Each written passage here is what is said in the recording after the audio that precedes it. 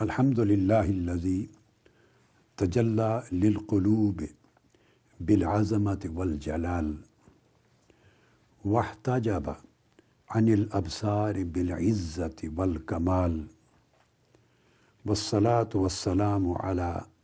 سیدنا و مولانا محمد الذی فتح لأمته باب القرابة والاتصال وشرف من شاء عنده بالمواصلة والإقبال وحقق لنا به رابطة المحبة والتأدب والامتثال ولقننا برواية الحديث عنه في الأقوال والأعمال والأحوال وعلى آله وصحبه وتبعه الذين استقاموا بحسن النية وسلامة الخصال ورووا لنا سنن النبي صلى الله عليه وآله وسلم بالحفظ والعدالة وصدق المقال فإن الإسناد سنة سلكها السلف وتابعهم الخلف فقد روى الامام مسلم رضی اللہ تعالی عنہ فی صحیحہ عن محمد بن سیرین قال ان هذا العلم دین فانظروا عمن تأخذون دینکم وروى عن عبد اللہ بن المبارک رضی اللہ تعالی عنہ یقول الاسناد من الدین ولولا الاسناد لقال من شاء ما شاء صدق اللہ مولانا العظیم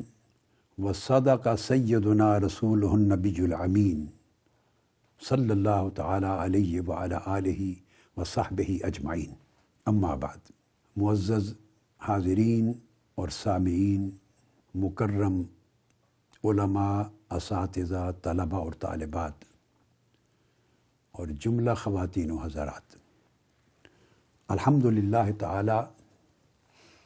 آج صحیح البخاری کے دروس کا اور امام غزالی کی احیاء علوم الدین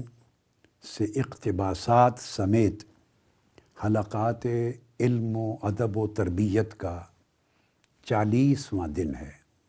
اور اللہ رب العزت کی توفیق سے آج ہم صحیح البخاری کا ختم کر رہے ہیں، اور آج کی مجلس میں ان سب خوش نصیبوں کو جنہوں نے پورے 40 دن اہتمام کے ساتھ بلا ناغہ ان مبارک دروس میں اور حلقات میں شرکت کی ہے،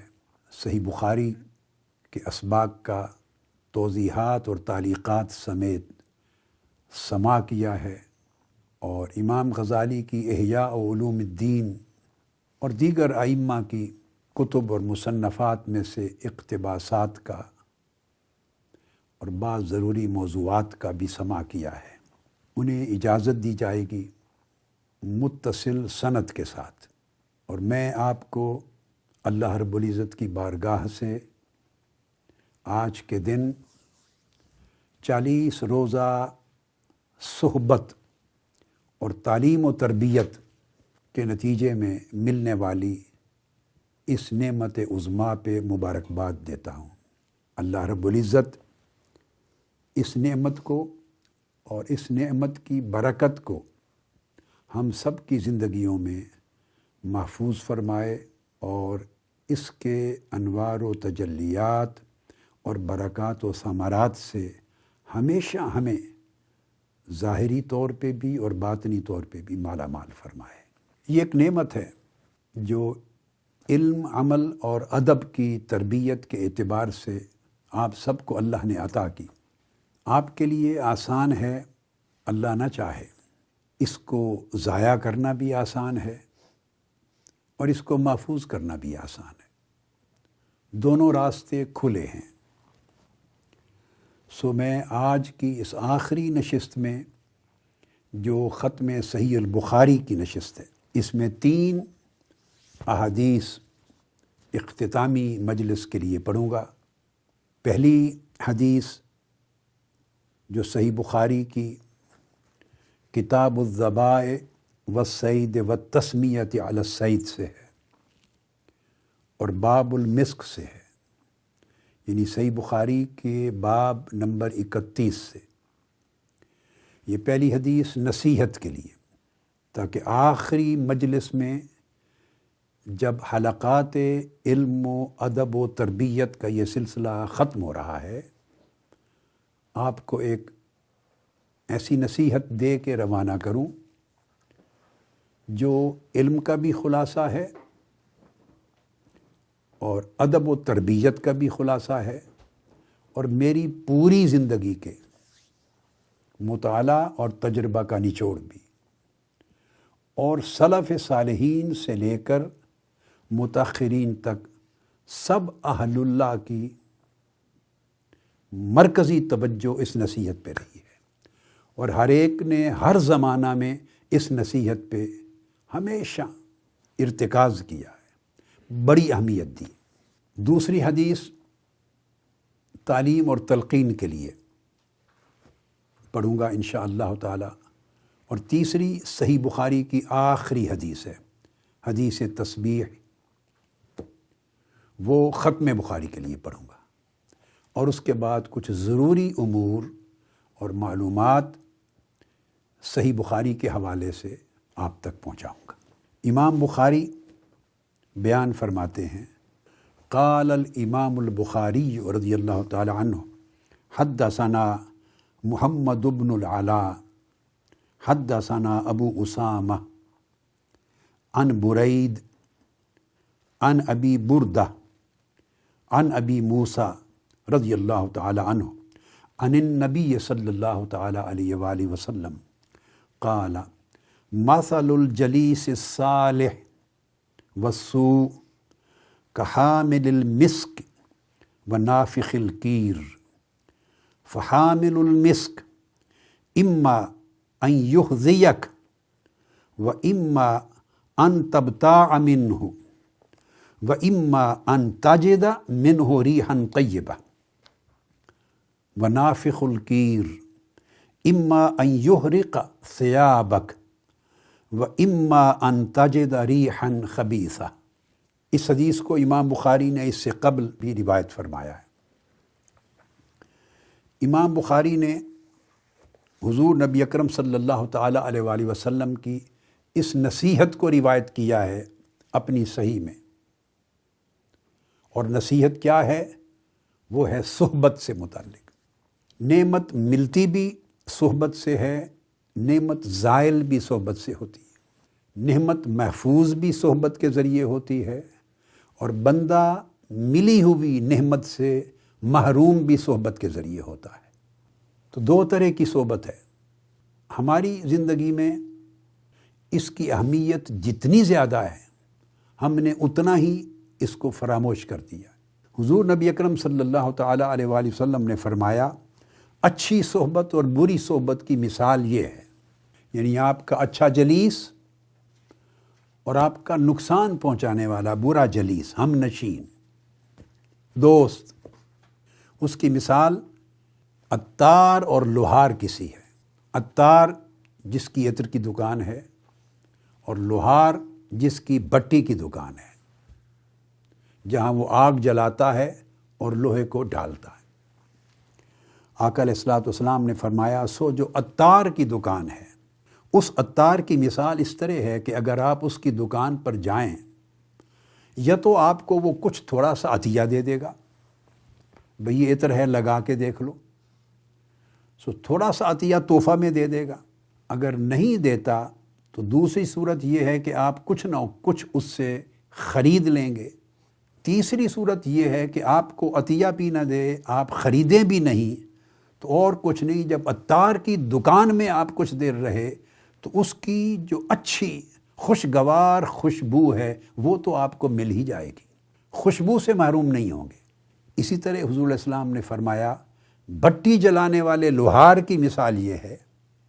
کہ آپ جب اس کی دکان میں جائیں گے جہاں لوہے کو ڈھالنے کے لیے آگ جل رہی ہے، تو یا تو وہ بھٹی آپ کے کپڑوں کو جلا دے گی، اور اگر نہیں جلاتی، آپ اس سے بچ نکلتے ہیں، تو کم سے کم وہ آپ کو ایک بدبو تو ضرور دے کے ہی بھیجے گی، بدبو سے آپ بچ نہیں سکتے۔ یہ حدیث حضور نبی اکرم صلی اللہ تعالی علیہ وآلہ وسلم نے ارشاد فرمائی۔ مقصود سمجھانا یہ تھا اپنی امت کو کہ آپ جب بھی کسی کی صحبت اختیار کریں، یہ میں آج کی آخری نشست میں نصیحت اس لیے دے رہا ہوں کہ 40 دنوں میں جو کچھ آپ نے پایا، اب اس کو سنبھالنا کیسے، اس کی زندگی میں حفاظت کرنی ہے اس نعمت کی، پھر اس کو زندگی میں اپلائی کرنا ہے، اس کی برکتوں کو حاصل کرنا ہے، اور عملاً اپنے علم پر، اپنی عادات پر، اپنے اعمال پر، اپنے احوال پر، اپنے اخلاق پر، اپنی عبادات پر اور اپنے آداب و معاملات پر اس کا اطلاق کرنا ہے، اس سے اپنی زندگی کو مزین کرنا ہے، نور حاصل کرنا ہے، اس نعمت کے ذریعے اللہ رب العزت کی قربت حاصل کرنی ہے اور اپنی آخرت کو سنوارنا ہے۔ اگر ہم اس نعمت کی حفاظت کر لیتے ہیں اور اس کو بڑھاتے رہتے ہیں تو سوال پیدا ہوگا کہ کیسے کریں گے اس کی حفاظت، اور دوسری شکل یہ ہے کہ ہم اس کو زائل کر بیٹھتے ہیں، جو پایا چند دنوں میں رفتہ رفتہ کھو دیں گے، نعمت بھی گئی، اس کی برکت بھی گئی، اس کی تاثیر بھی گئی، اور آئندہ جو اس کی برکات اور تاثیرات زندگی پر مترتب ہونی تھی وہ بھی گئی، اور ہم خالی دامن جیسے آئے تھے وہیں رہ گئے۔ پھر سوال ہوگا یہ کیسے ہوگا، کیوں کر ہوگا؟ اس کا جواب حضور علیہ الصلوۃ والسلام نے دیا، صحبت، دوستی، سنگت، رفاقت، ہم نشینی، یہ جواب ہے۔ اگر صحبت اچھی ہوگی، دوستی اچھی ہوگی، کسی اچھے کی دوستی میں آپ جائیں گے، کسی اچھے کی صحبت میں جائیں گے، اچھا ہم نشین اختیار کریں گے۔ اچھا اور برا ہم نشین کیسے پتہ چلے گا؟ بعض اوقات ماتھے پہ تو نہیں لکھا ہوتا۔ جب آپ مجلس میں بیٹھتے ہیں تو گفتگو کیا ہوتی،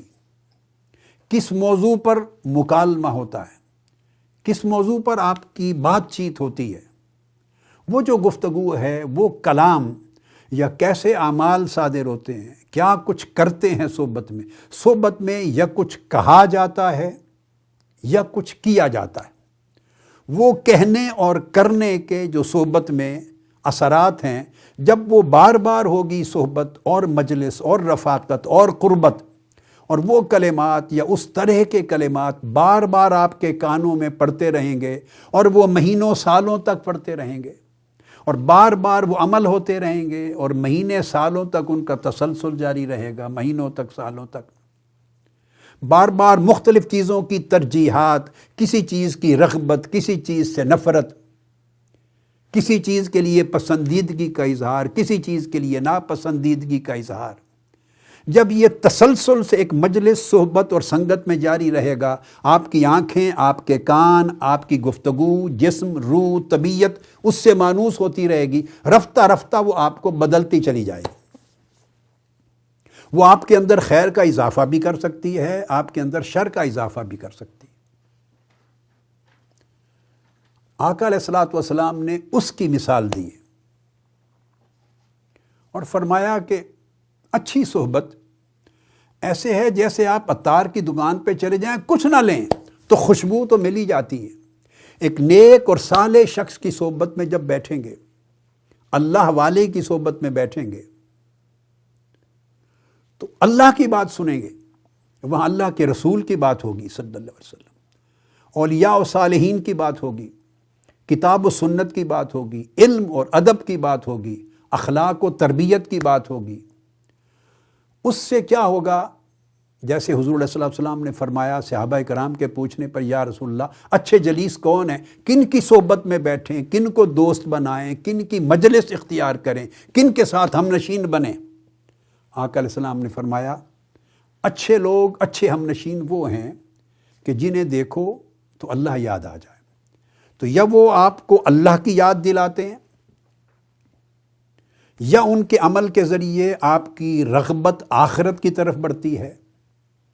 یعنی آپ کی زندگی میں ان اعمال کی طرف رغبت پیدا ہوتی ہے جو اعمال آخرت میں فائدہ مند ہوں گے اخروی زندگی میں، یا دونوں چیزیں بھی آپ کو نصیب نہ ہوں، آپ کے ریسیونگ اینڈ پہ کوئی خرابی ہے، تو کم سے کم اتنا ضرور ہوگا کہ ان کی گفتگو سے آپ کے علم دین میں اضافہ ہوگا، علم اور حکمت میں اضافہ ہوگا۔ صحبت اختیار کرتے ہوئے تعین کریں کہ جس کو دوست بنایا ہے، حضور علیہ السلام نے فرمایا دوست سے آپ اپنا مذہب اور ملت اختیار کرتے ہیں،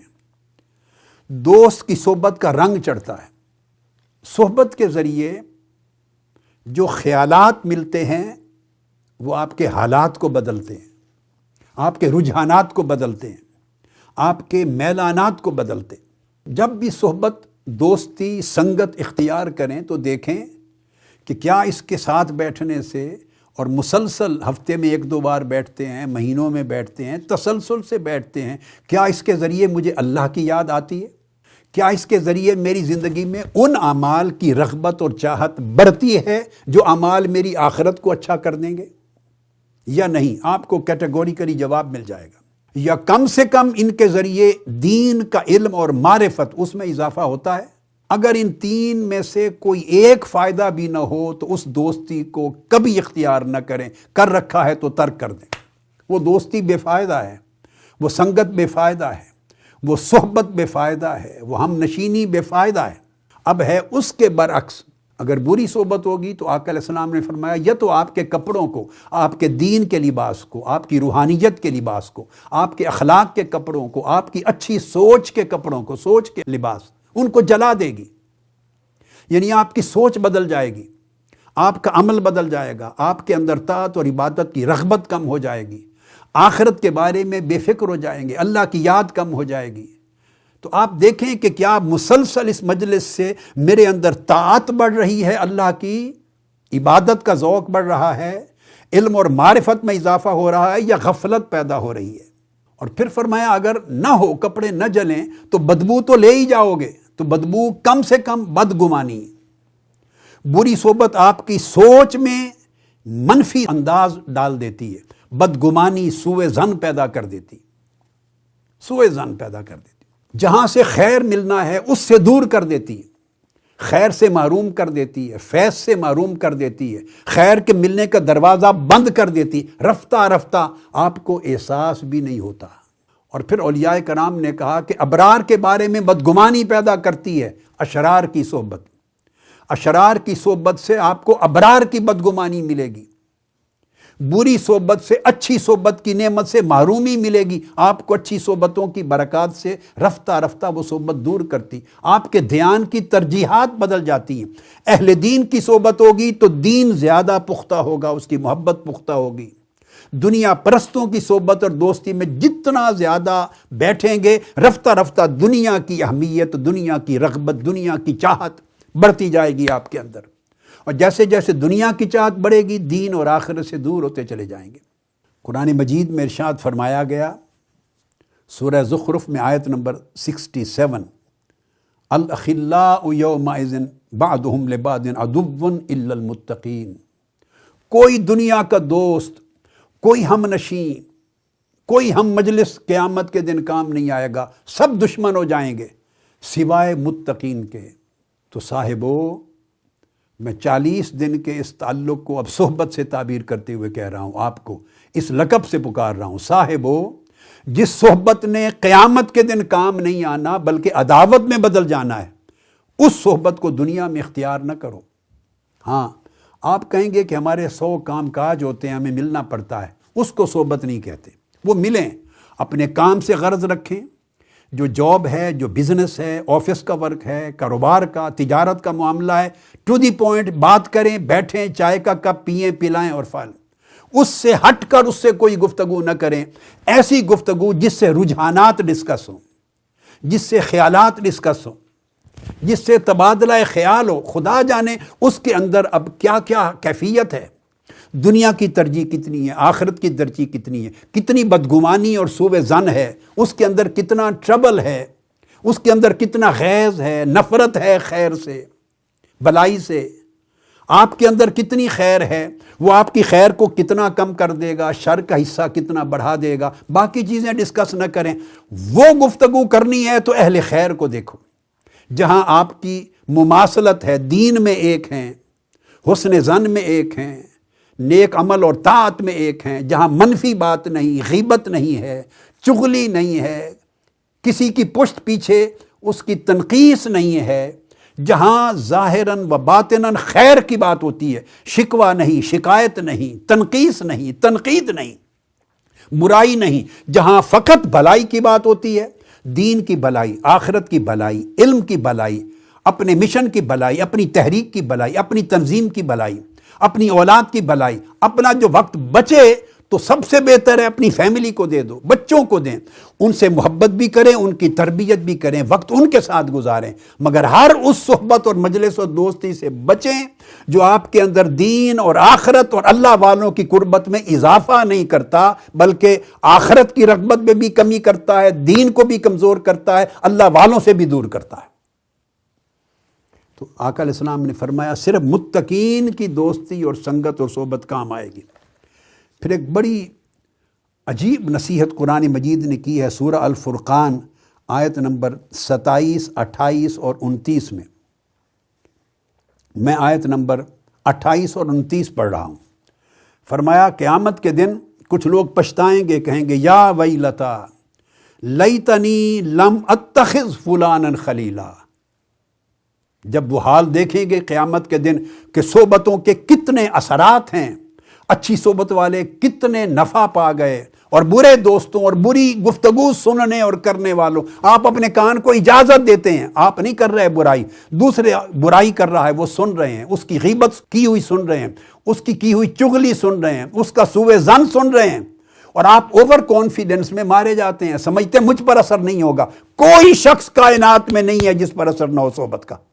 سوائے اللہ کے نبی اور اللہ کے رسول کے۔ اس لیے تو اللہ پاک نے سورہ فاتحہ کا پہلا سبق دے دیا کہ نیک صحبت کی برکت لینی ہے تو بری صحبت سے توبہ کر لو۔ صحبت اثر ڈالتی، کوئی شخص اس کے اچھے اور برے اثرات سے بچ نہیں سکتا۔ یہ اوور کانفیڈنس ہے جو بندہ سمجھتا ہے مجھ پر کچھ نہیں ہونے لگا، اسی میں مارا جاتا ہے۔ ایمان والے اوور کانفیڈنٹ نہیں ہوتے۔ فرمایا کہ وہ پچھتا کے کہے گا کاش میں نے اس شخص کو دوست نہ بنایا ہوتا، کاش میں نے اس شخص کو اپنا ہم نشین نہ بنایا ہوتا، اس کی مجلس اختیار نہ کی گئی ہوتی، کاش۔ اس دن پچھتائے گا۔ کیوں؟ لقد اضلنی عن الذکر، مجھے نصیحت مل چکی تھی، بعد اذ جاءنی، نصیحت مل چکی تھی، میں ہدایت پر آ گیا تھا، خیر کی راہ پہ چل رہا تھا، میرے اندر اچھائی آ گئی تھی، اور اچھائی پہ چلتے چلتے اس نے مجھے اچھائی سے محروم کر دیا، اس نے خیر سے دور کر دیا۔ تو جو لوگ پہلے سے شر پہ چل رہے ہیں ان کا نقصان کچھ نہیں ہوتا، نقصان ان کا ہوتا ہے جن کو اللہ نے خیر عطا کر دی ہے، جس سبب سے طاعت عطا کر دی ہے، نیکی عطا کر دی ہے، اچھی پختہ مثبت سوچ عطا کر دی ہے۔ لقد اضلنی عن الذکر بعد اذ جاءنی، مجھے خیر مل گئی تھی، میں صحیح راہ پہ چل رہا تھا، میری سوچ اچھی ہو گئی تھی، اس کے بعد میں نے اس کی مجلس اور دوستی اختیار کی، یہ کسی وجہ سے خود بھٹک گیا تھا، اس نے مجھے بھی بھٹکا دیا، پھسلا دیا، خیر سے محروم کر دیا۔ وَكَانَ الشَّيْطَانُ لِلْإِنسَانِ خَذُولًا، اللہ رب العزت نے فرمایا شیطان بڑا ظالم ہے، بندے کو بے یار و مددگار کر کے پھینک دیتا ہے، چھوڑ دیتا ہے، جہاں سے خیر مل رہی تھی وہاں سے ہٹا دیتا ہے، اور خود اس کے پاس چشمہ خیر ہے نہیں، اس کے پاس فقط تنقید ہے، تنقیص ہے، سوء ظن ہے، دنیا کی ترجیح ہے، غیبت ہے، چغلی ہے، برائی ہے، سو اس کے پاس خود چشمہ نہیں ہے کہ وہ دوسرے کو خیر پہ لگا سکے، مگر جو خیر اس کے پاس ہے وہ کم کر سکتا ہے، چھین سکتا ہے، خیر کی راہ سے ہٹا سکتا ہے۔ یہ ارشاد فرمایا۔ اس لیے اولیاء اور صالحین کہا کرتے تھے، امام احمد بن حنبل نے انہوں نے سے خاص بات کی، فرمایا میں نے اپنی زندگی میں دیکھا جب بھی میرے اوپر کوئی بلا آئی، پریشانی، مصیبت آئی، تو وہ پریشانی اور بلائی صرف کسی ایسے شخص کی صحبت کی اور دوستی یا سنگت کی وجہ سے آئی جس کا دل میں میرے احترام نہیں تھا دین کی وجہ سے۔ ایسے دنیا کی ضرورت کی وجہ سے ملاقات ہوئی، اس کی وجہ سے کوئی نہ کوئی آزمائش آ گئی مجھ پر۔ اس لیے اللہ رب العزت نے فرمایا سورہ الکہف میں آیت نمبر 28 وَاصْبِرْ نَفْسَكَ مَعَ الَّذِينَ يَدْعُونَ رَبَّهُمْ بِالْغَدَاةِ وَالْعَشِيِّ، ہمیشہ ان لوگوں کے ساتھ جڑے رہو جو صبح و شام اللہ کی یاد میں مست رہتے ہیں، بے خود رہتے ہیں، مگن رہتے ہیں، جن کے اوپر حاوی ہے زندگی میں صبح و شام اللہ کی یاد، ہمیشہ ان سے جڑے رہو، ان کی صحبت سے ہٹو نہیں۔ وَلَا تُطِعْ مَنْ أَغْفَلْنَا قَلْبَهُ عَنْ ذِكْرِنَا، اور جن کے دلوں پر غفلت آ گئی ہے ان کے ساتھ سنگت رکھو نہیں۔ اولیاء اور صالحین کہتے ہیں کل ما شئت فمثلہ تعمل وخالط من شئت فمثلہ تفعل، جو چاہے کھا لے، جو کھاؤ گے اسی طرح کا بن جاؤ گے، اور جس کے ساتھ چاہو دوستی کر لو، جیسا دوست ہوگا اسی طرح کے ہو جاؤ گے۔ یہ اولیاء اور صالحین نے اپنی زندگی کا ایک اصول بتایا۔ پھر قرآن مجید میں ارشاد فرمایا گیا یا ایھا الذین آمنوا علیکم انفسکم لا یضرکم من ضل اذا اہتدیتم، سورہ المائدہ آیت 105۔ فرمایا ایمان والو اپنی جانوں کو بچاؤ، تمہیں ایمان مل گیا ہے، خیر مل گئی ہے، طاعت مل گئی ہے، اچھائی کی راہ پہ چل پڑے ہو، یہ چھوٹی نعمت نہیں، ہر ایک کو نہیں ملتی آسانی سے، تمہیں مل گئی ہے نعمت، اب اپنی آپ کو بچاؤ، کوئی ایسا شخص تمہیں نقصان نہ کر دے جو کسی وجہ سے خود پھسل گیا ہے، بھٹک گیا ہے، جبکہ تم ہدایت پر آ گئے ہو۔ اور جو بھٹک گیا ہے، ہدایت پر آ جانے کے بعد ایسے شخص کے ساتھ مجلس میں نہ بیٹھو، اس کی دوستی، صحبت، سنگت اختیار نہ کرو جو کسی وجہ سے دلہ، بھول گیا ہے، بھٹک گیا ہے، پھسل گیا ہے، پھسلا ہوا تمہیں بھی گرا دے گا۔ میں یہ تلقین آخری نشست میں اس لیے کر رہا ہوں، تمام رفقا اراکین وابستگان، خواہ ان کا تعلق تحریک منہاج القرآن سے ہے، خواہ وہ کارکنان ہیں، خواہ وہ قائدین ہیں، خواہ وہ دیگر دینی مذہبی جماعتوں، تنظیمات اور اداروں کے کارکن ہیں، طلبہ ہیں، اساتذہ ہیں،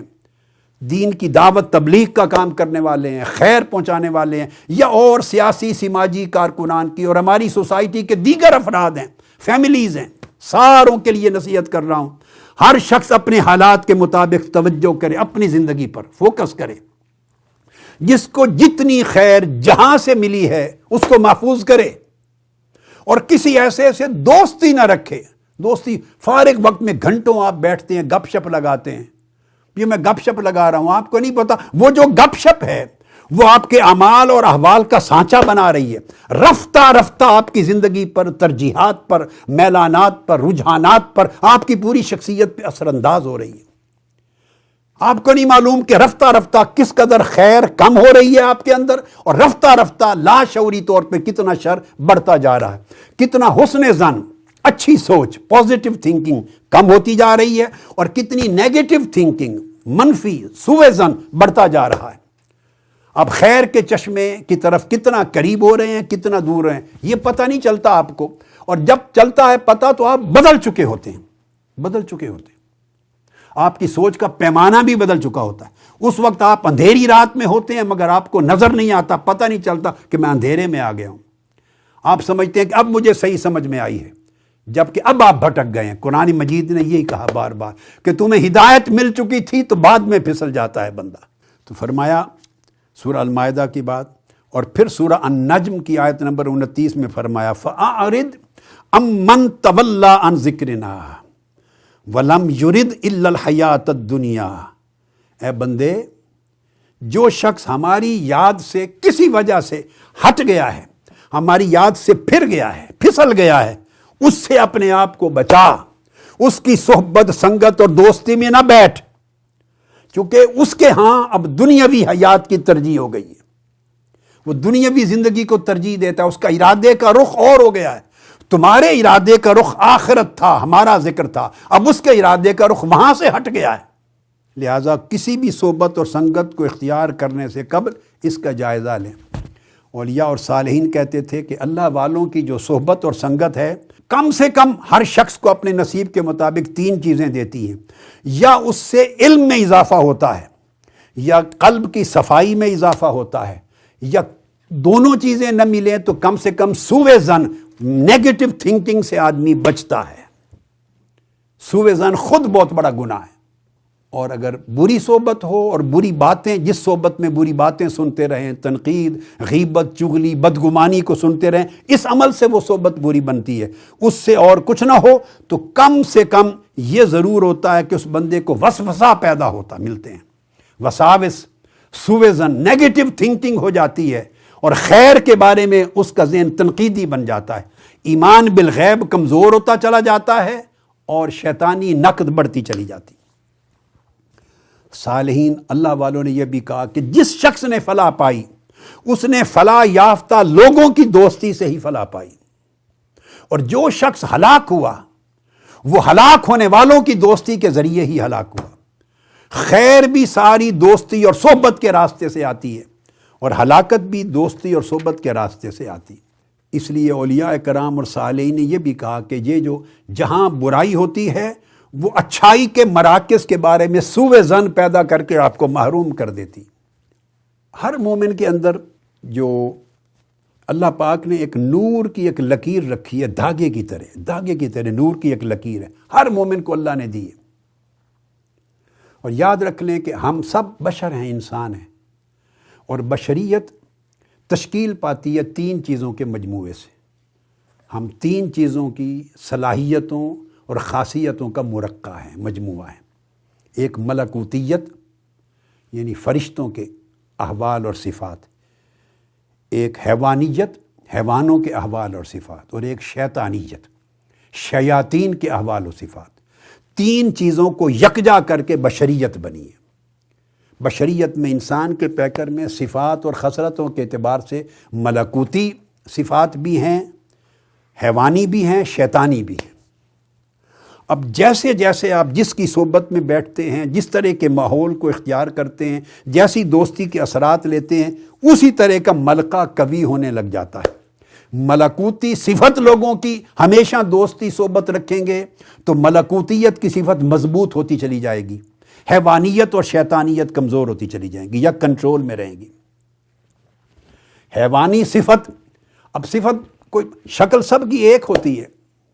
مگر آپ کو پتہ چلتا ہے اس کے مزاج سے، اس کی گفتگو سے، اس کی ترجیحات سے پتہ چلتا ہے۔ تو اس کی صفات سے ملکوتیت کمزور ہوتی چلی جاتی ہے، حیوانیت بڑھتی ہے۔ شیطان صفت کوئی ہوگا جس کی مجلس میں وہ شیطانیت کو مضبوط کر دے گا، دوسرا ملکہ کمزور ہو جائے گا۔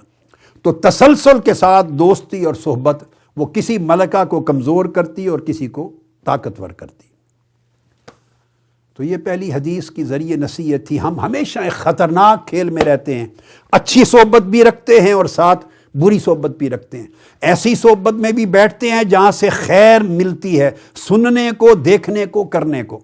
اور اس صحبت اور دوستی کو بھی برقرار رکھتے ہیں جہاں سے شر ملتا ہے، سوء ظن ملتا ہے، بدگمانی ملتی ہے، منفی چیزیں ملتی ہیں، سننے کو، دیکھنے کو، کرنے کو۔ ہم دونوں کو ملا کے چلتے ہیں، نتیجتاً ہم وہیں کھڑے رہتے ہیں عمر بھر جہاں سے چلے تھے، اور پھر پھسلنے کا امکان ہر وقت اپنی زندگی میں غالب رکھتے ہیں، خیر سے محروم رہتے ہیں۔ لہٰذا یہ میں نے نصیحت چنی آج کے لیے، ہر ایک کے لیے، بچوں کے لیے جو اسکول میں پڑھتے ہیں، یونیورسٹی میں پڑھنے والے، مدارس، سب لوگ اپنے ماحول، صحبت، گرد و نواح، دوستی کو دوبارہ ری اسیس کریں۔ اسی سے خیر کا دروازہ کھلنا ہے، اسی سے شر کا دروازہ کھلنا ہے، اور بچپن سے لے کے بڑھاپے تک، آخری عمر تک اس پر تسلسل رکھیں۔ دوسری حدیث آج کے لیے، جب یہ صحبت کی بات ہو گئی کہ صحبت آپ کے لیے اچھائی اور برائی کے سارے راستے کھولتی بھی ہے، بند بھی کرتی ہے، اب اس کے بعد دوسری حدیث ارادہ۔ پہلی صحبت کی نصیحت تھی، دوسرا ارادہ ہمیشہ خیر کا کریں، ارادہ ہمیشہ خیر کا، بھلائی کا، نیکی کا، طاعت کا کریں۔ عمل نہ بھی کر سکیں تب بھی اللہ اس ارادے کی وجہ سے نیکی لکھ دے گا، آپ کا شمار نیکی کی طرف ہوگا۔ اب وہ حدیث ہے، امام بخاری روایت کرتے ہیں، عن ابی ہریرہ رضی اللہ تعالیٰ عنہ، کتاب التوحید ہے، اور کتاب التوحید کا جو چیپٹر ہے وہ 35 ہے،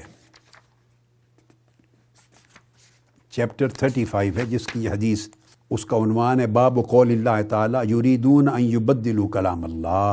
35 چیپٹر۔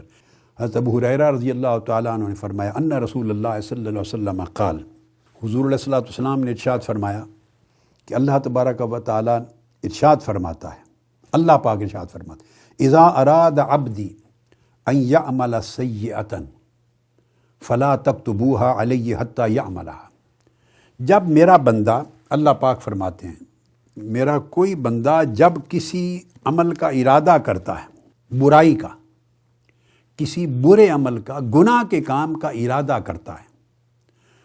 تو فرشتوں کو حکم دیتے ہیں۔ اور اس سے پہلے ایک اور حدیث میں ارشاد فرمایا کہ اللہ پاک نے خود فرمایا، حکم دیتے ہیں کہ فلا تکتبوہا، اس نے ارادہ کیا ہے گناہ کا مگر اس کے نامہ اعمال میں گناہ نہ لکھنا، حتی یعملہا، جب تک وہ گناہ کر نہ لے۔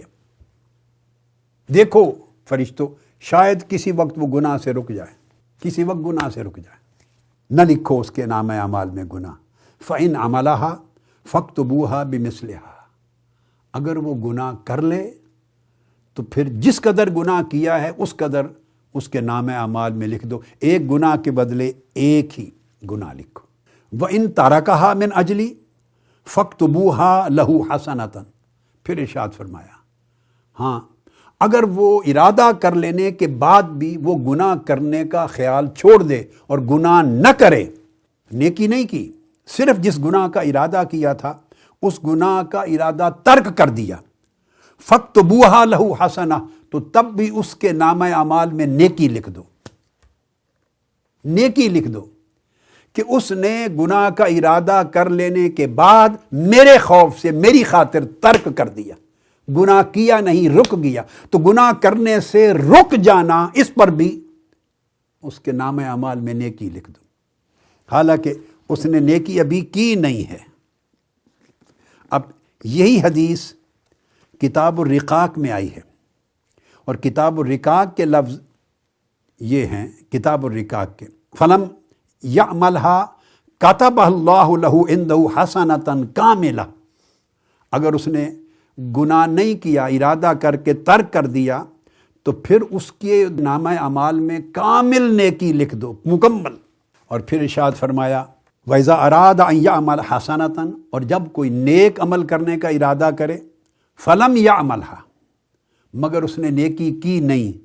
تب بھی فَاكْتُبُوهَا لَهُ حَسَنَةً، نیکی نہیں کی، صرف ارادہ کیا تھا، تب بھی اس کے نامہ اعمال میں ایک پوری نیکی لکھ دو۔ اور کتاب الرقاق کی حدیث کے لفظ ہیں، فَمَنْ هَمَّ بِحَسَنَةٍ فَلَمْ يَعْمَلْهَا كَتَبَهَا اللَّهُ لَهُ عِنْدَهُ حَسَنَةً كَامِلَةً، نیکی کا فقط ارادہ کیا تھا، کسی وجہ سے نیکی کر نہیں سکا، تب بھی اس کے نامہ اعمال میں کامل نیکی لکھ دو، کامل۔ اور پھر ارشاد فرمایا آگے، فَإِنْ عَمِلَهَا فَاكْتُبُوهَا لَهُ بِعَشْرِ أَمْثَالِهَا إِلَى 700، اور اگر وہ نیکی کر لے، ایک عمل نیکی کا کر لے، تو اس کے نامہ اعمال میں 10 نیکیاں لکھو کم سے کم، اور 700 گنا تک نیکیاں لکھو، ڈیپینڈ کرتا ہے ہر ایک شخص کے اپنے حال پر، حسن نیت پر، اخلاص پر، 700 گنا تک، 10 گنا سے لے کے اس کے نامہ اعمال میں لکھو۔ اور یہ حدیث جو کتاب الرقاق میں آئی ہے، حضرت عبداللہ ابن عباس رضی اللہ تعالیٰ عنہ سے مروی، اس کے الفاظ یہ ہیں، فَمَنْ هَمَّ بِحَسَنَةٍ فَلَمْ يَعْمَلْهَا كَتَبَهَا اللَّهُ لَهُ عِنْدَهُ حَسَنَةً كَامِلَةً، جس نے ارادہ کیا نیکی کا مگر نہیں کی، تو اللہ پاک اپنے ہاں اس کو کامل نیکی کا اجر لکھ دیتا ہے۔ فَإِنْ هُوَ هَمَّ بِهَا فَعَمِلَهَا كَتَبَهَا اللَّهُ عِنْدَهُ 10 حسنات، اور اگر ارادہ کیا پھر نیکی کر لی، تو اللہ کم سے کم اپنے پاس 10 گنا اجر لکھتا ہے، اِلیٰ 700 ضعف، اور بڑھا کر کئیوں کے لیے 700 گنا تک اجر لکھتا ہے، اِلیٰ اضعاف کثیرۃ، اور کئیوں کے لیے لا تعداد اجر لکھتا ہے جس کا کوئی حد و حساب نہیں۔ آپ یاد کریں، میں نے ایک مرتبہ حدیث بتائی تھی، 20 لاکھ گنا تک بھی اجر لکھتا ہے، اضعاف کثیرۃ، بے حد و حساب لکھ دیتا ہے۔ اب یہ حدیث جو بیان کی دوسری، اس کا مقصد یہ ہے کہ عمل کرنا اللہ کی توفیق کے ساتھ ہے، مگر آپ نیک عمل کرنے کے ارادے پر ہر وقت قائم رہیں، ہمیشہ برائی سے بچنے اور نیک عمل کو کرنے کا ارادہ اپنے اندر رکھیں، ہمیشہ نیت کریں نیک عمل کی، جب طاعت کی، نیک عمل کی، نیک صحبت کی، علم کی، ادب کی، تربیت کی، حسن آخرت کی، اللہ کی رضا کی، کسی کے ساتھ بھلائی کرنے کی، خیر کرنے کی، جب آپ نیت اور ارادہ ہمیشہ خیر کا رکھیں گے،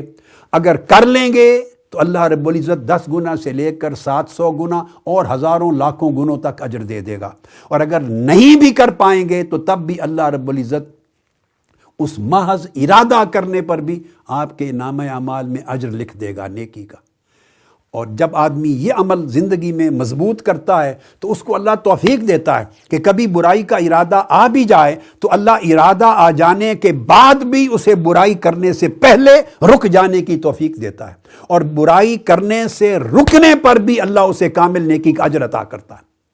تو نہ صرف نیکی اور طاعت بجا لانے کی توفیق نصیب ہوتی ہے، بلکہ برائی کا ارادہ ہو جانے کے بعد بھی اس سے رک جانے کی توفیق آتی ہے۔ تو گویا توفیق طاعت میں اضافہ ہو جاتا ہے، نیکیوں کی توفیق میں اضافہ ہو جاتا ہے۔ اس لیے دوسری نصیحت یہ کہ زندگی میں ہمیشہ ارادہ نیکی کا کریں اور اللہ رب العزت سے توفیق طلب کریں نیکی اور خیر کی۔ یہ 2 حدیثیں آج ختم البخاری کی نشست میں آخری حدیث جس پر صحیح بخاری کا ختم کر رہے ہیں، اور اس کے بعد میں پھر اگلے حصے کی طرف آؤں گا جس میں صحیح بخاری کے بارے میں اہم معلومات اور پھر اسناد اور اجازت کی طرف۔ یہ کتاب التوحید کا باب ہے 58،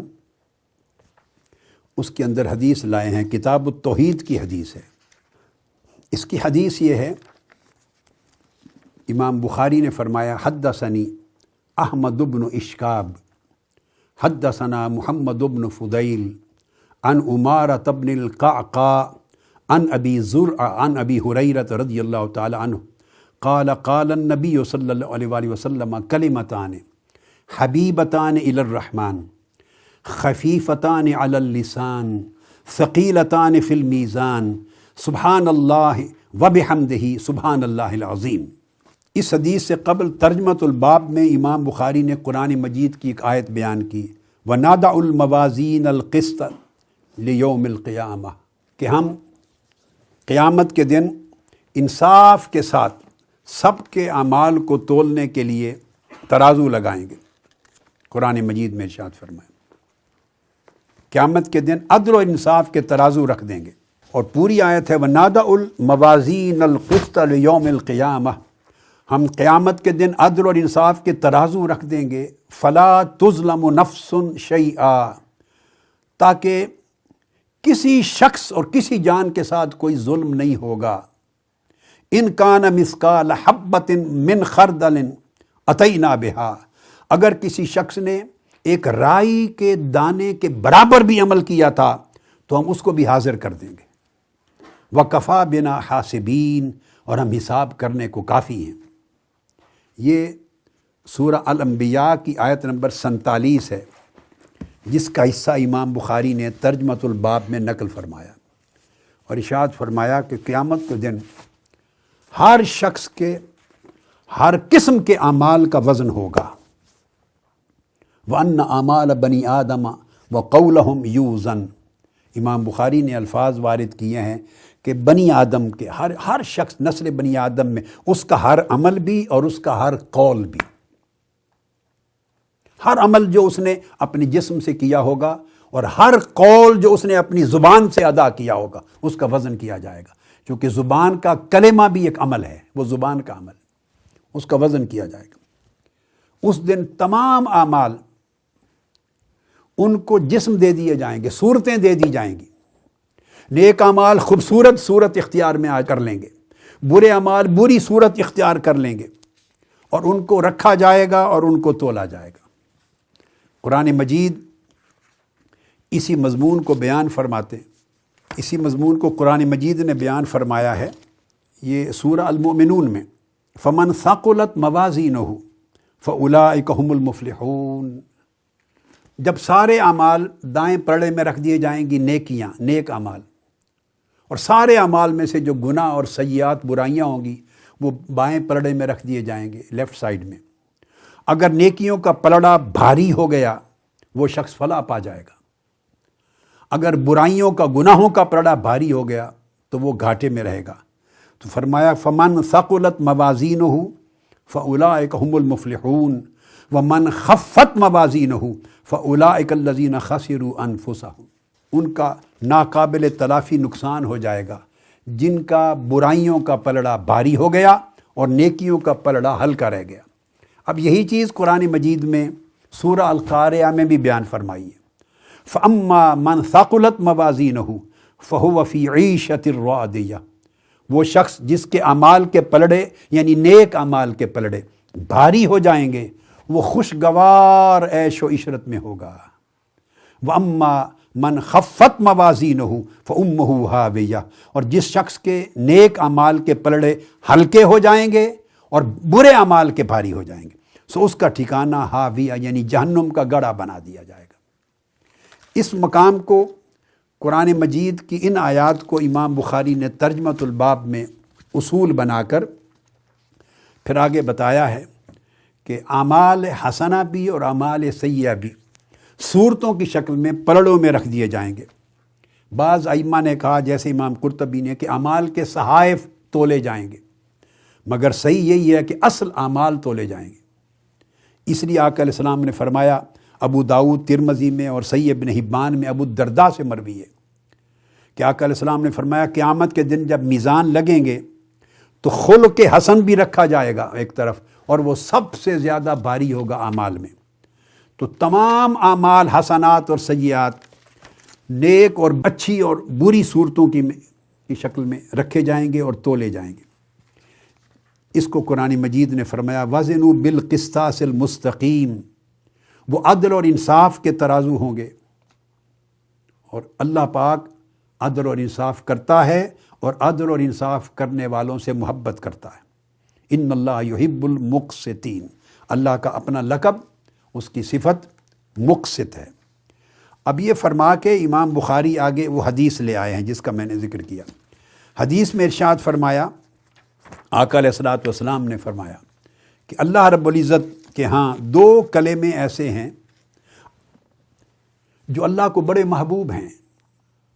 اور بجائے یہ کہنے کے کہ اللہ کو بہت محبوب ہے، فرمایا رحمان کو بڑے محبوب ہے، کیونکہ آگے بیان رحمت، اللہ کی وسیع رحمت کا آنے والا ہے، تو فرمایا دو کلمات ایسے ہیں جو رحمان کو بہت محبوب ہیں۔ اب دیکھیے پہلی حدیث جو آج کی نصیحت کے لیے تھی وہ تھی صحبت کی، صحبت جو اچھے اعمال اور برے اعمال دونوں کا راستہ کھولتی بھی ہے، بند بھی کرتی۔ دوسری حدیث تھی ارادہ عمل کی، نیک عمل اور برے عمل کا ارادہ کرنا، اس کے اثرات کیا ہیں۔ اب آخری حدیث جو ہے وہ عمل کی نہیں، وہ کلمہ کی ہے، اور کلمہ زبان سے جو کلمات ادا ہوتے ہیں وہ بھی ایک بہت بڑا عمل ہے، اور فرمایا کہ دو کلمات ہیں، کہنے کو وہ لفظ ہیں اور زبان پر بولنے کے لیے ہلکے لفظ ہیں، خفیفتان علی اللسان، ان کی ادائیگی بڑی آسان ہے، ہلکے ہیں، اور اگر ان کے حجم کو تولا جائے تو وہ بھی ہلکا حجم ہے، تھوڑا ہے، خفیف ہیں، بہت بڑا عمل نہیں ہے دیکھنے میں، حجم کے اعتبار سے، وزن کے اعتبار سے اور ادائیگی کے اعتبار سے بھی خفیف ہے، ہلکے لفظ ہیں، مگر ثقیلتان فی المیزان، وہ اللہ کو اتنے محبوب ہیں، اللہ کو ان سے اتنی محبت ہے کہ جب وہ قیامت کے دن میزان میں رکھے جائیں گے تولنے کے لیے تو سب سے زیادہ ثقیل ہوں گے، بہت وزنی ہوں گے، اور وہ کون سے ہیں؟ فرمایا سبحان اللہ و بحمدہ، سبحان اللہ العظیم، سبحان اللہ و بحمدہ، سبحان اللہ العظیم، سبحان اللہ و بحمدہ، سبحان اللہ العظیم۔ یہ کلمات ہیں، اللہ رب العزت کی صفات کا ذکر ہے، اس میں ایک تسبیح ہے سبحان میں، بحمدہ میں تحمید ہے، اور العظیم میں تعظیم ہے، تین چیزوں پر مشتمل ہے یہ کلمہ، تسبیح، تحمید، اللہ کی حمد، اور اللہ کی تعظیم، اس کی عظمت بیان کرنا۔ اللہ رب العزت کی صفات دو طرح کی ہیں، صفات جلال ہیں اور صفات کمال ہیں۔ تسبیح اور اس میں سبحان، یہ صفات کمال کا بیان ہے، اس میں یعنی ان چیزوں کی نفی کرنا۔ تسبیح سبح یسبح سے ہے، اس کا لغوی معنی ہوتا ہے کسی کو دور کرنا، ہر نقص کو اللہ سے دور کرنا، اللہ کی تنزیہ کرنا، یہ نقص ہے، یہ برائی ہے، یہ کمزوری ہے، یہ عجز ہے، اللہ اس سے بلند ہے، ہر عجز، نقص اور کمزوری کو اللہ سے دور کرنا کہ وہ اس سے بلند ہے، وہ اس سے ماورا ہے۔ جو چیز اس کی بارگاہ قدوسیت اور اس کی بارگاہ عظمت کے لائق نہیں، اس کی نفی کرنا، اس کو دور کرنا، اس کو تسبیح کہتے ہیں۔ یہ صفات جلال میں آتا ہے۔ اور صفات کمال ہر وہ چیز جو اللہ کی شان کے لائق ہے،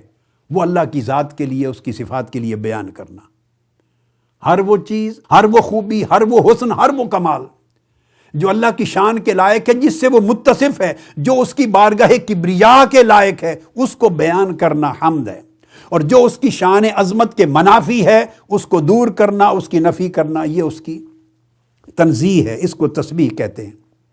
اس لیے سبحان اللہ و بحمدہ، تسبیح کو پہلے رکھا۔ جو چیز اس کی شان کے لائق نہیں، اس کی نفی کرنے کو پہلے رکھا، اس کو دور کرنا پہلے رکھا، کیونکہ یہ تخلیہ کی مانند ہے۔ جب انسان اپنا باطن کو صاف کرتا ہے، منور کرتا ہے، تو تخلیہ پہلے کرتا ہے، تزکیہ کے بعد، اور تحلیہ خوشگوار اخلاق الہیہ سے مزین بعد میں کرتا ہے۔ برے اخلاق سے خالی پہلے کرتا ہے، نفی پہلے کرتا ہے، اور اچھے اخلاق کے ساتھ آراستہ بعد میں کرتا ہے۔ صفائی پہلے ہوتی ہے اور پھر خوبصورت چیزیں برتن میں ڈالی جاتی ہیں۔ تنزیہ اللہ کی صفائی کرنا، اور حمد ہے اللہ کی شان بیان کرنا، تحلیہ کی مانند ہے۔ تو اس کو وبحمدہ ہی کہا۔ تو صحابہ کرام نے پوچھا، یا رسول اللہ، کون سا کلام اللہ رب العزت کو سب سے زیادہ محبوب ہے؟ کون سا کلام سب سے زیادہ محبوب ہے؟ آقا علیہ السلام نے فرمایا، مصطفیٰ لملائکتہ سبحان اللہ۔ یہ صحیح مسلم کی حدیث ہے، کتاب الذکر والدعاء میں، کہ وہ کلام اللہ کو سب سے زیادہ محبوب ہے جو اس نے ملائکہ کو صبح و شام پڑھنے کے لیے دے رکھا ہے، جو ملائکہ کا کلام ہے، جس کے ساتھ ملائکہ صبح و شام اپنا ورد کرتے ہیں، اللہ کے حضور اپنا ذکر کرتے ہیں۔ اللہ کو وہ کلام سب سے زیادہ پسند ہے۔ اور امام طبری نے اس کے بارے میں تفسیر طبری میں روایت بیان کی ہے کہ ملائکہ کی تسبیح، جو آسمان دنیا پہ رہتے ہیں ملائکہ، ان کی تسبیح ہے سبحان ذی الملک والملکوت۔ وہ صبح و شام سبحان ذی الملک والملکوت کی تسبیح کرتے رہتے ہیں۔ اور وہ ملائکہ جو دوسرے آسمان پہ رہتے ہیں، وہ قیامت تک صبح و شام سبحان ذی العزت والجبروت کی تسبیح کرتے رہتے ہیں۔ تسبیح ہی ان کا ورد ہے، تسبیح ان کا ذکر ہے۔ وہ سبحان ذی العزت والجبروت کی تسبیح کرتے ہیں۔ اور تیسرے آسمان کے ملائکہ سبحان الحی الذی لا ینام ولا یموت، اس کی تسبیح کرتے رہتے ہیں۔ گویا آسمانوں پر جتنے ملائکہ ہیں، سب کو اللہ رب العزت نے جو اپنا ذکر عطا کیا ہے، جس ذکر سے اللہ کو سب سے زیادہ محبت ہے، وہ اپنی تسبیح ہے، اور وہ سبحان سے شروع ہوتا ہے۔ اور سبحان کا ذکر اللہ پاک نے خود قرآن مجید میں 25 مقامات پہ فرمایا ہے، اور ہر پیغمبر کو اللہ نے تسبیح دی ہے۔ آدم علیہ السلام کو، نوح علیہ السلام کو، ابراہیم علیہ السلام کو، موسیٰ علیہ السلام کو، صالح علیہ السلام کو، ہود علیہ السلام کو، شعیب علیہ السلام کو، عیسیٰ علیہ السلام کو، آقا علیہ السلام کو، ہر ایک کو خاص تسبیح دی ہے۔ اور بہت سی تسبیحات امت محمدی کے لیے جمع کر دی۔ ہماری نماز قیام جب شروع کرتے ہیں تو وہ بھی تسبیح سے، سبحانک اللہم و بحمدک۔ نماز شروع ہی تسبیح سے ہوتی ہے۔ رکوع میں جاتے ہیں تو سبحان ربی العظیم، سجدے میں جاتے ہیں تو سبحان ربی الاعلی۔ وہ مقامات قیام، رکوع اور سجود جو سب سے زیادہ قرب عطا کرنے والے ہیں، وہ اللہ رب العزت نے اپنی تسبیح کے ساتھ معمور کر دیے۔ حضرت ابو مالک اشعری رضی اللہ تعالیٰ عنہ سے مروی حدیث ہے،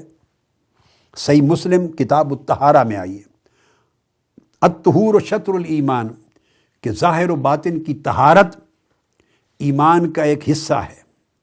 لیکن والحمدللہ تملأ المیزان،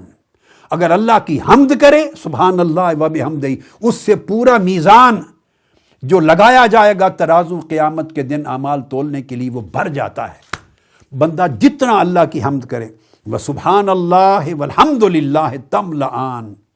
او تملأ ما بین السماء والارض، اور اگر سبحان اور الحمد کے دو ذکر جمع ہو جائیں تو زمین سے لے کر آسمان تک ساری کائنات نیکیوں کے اور اجروں کے ساتھ بھر جاتی۔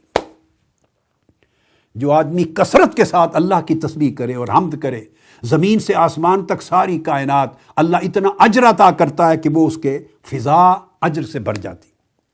اور ترمذی میں حدیث ہے، پھر اس میں آقا علیہ السلام نے فرمایا التسبیح نصف المیزان، اگر آدمی تسبیح کرے کہ جیسے سبحان اللہ سبحان اللہ، عام گفتگو میں جب اللہ کی عظمت کا کوئی نمونہ دیکھو، اللہ کی عظمت کی کوئی نشانی دیکھو، اس کے حسن و جمال اور کمال کا کوئی منظر دیکھو، کسی پر اس کا کرم دیکھو، اس کے بندے میں کوئی کمال دیکھو جو اللہ کی عظمت اور کمال کا آئینہ دار ہے، تو کہو سبحان اللہ سبحان اللہ۔ اللہ کو بڑا محبوب ہے کلمہ، اللہ کو محبت ہے اس سے۔ اگر اس کے ساتھ وبحمدہ کا ایڈ کر دو تو فرمایا کہ آدھا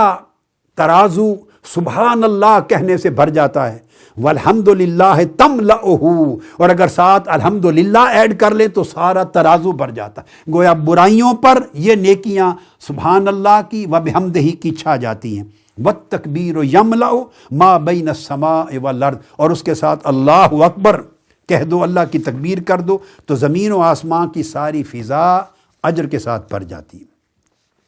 اللہ رب العزت نے ارشاد فرمایا ہے کہ یہ دو کلمات ادا کرنے کے لیے بڑے آسان اور ہلکے ہیں، مگر اجر میں بڑے عظیم اور بڑے بھاری ہیں۔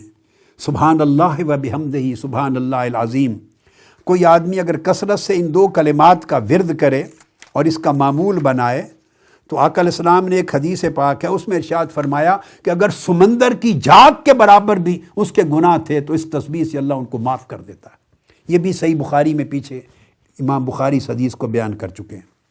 تو آپ اس کی اہمیت دیکھیے کہ امام بخاری نے اپنی کتاب صحیح البخاری شروع کی انما الاعمال بالنیات سے، کہ تمام اعمال کا مدار نیتوں پر ہے۔ تو صحیح بخاری کا آغاز ابتدا کی اعمال کی نیت سے، کہ اعمال مقبول کیسے ہوتے ہیں،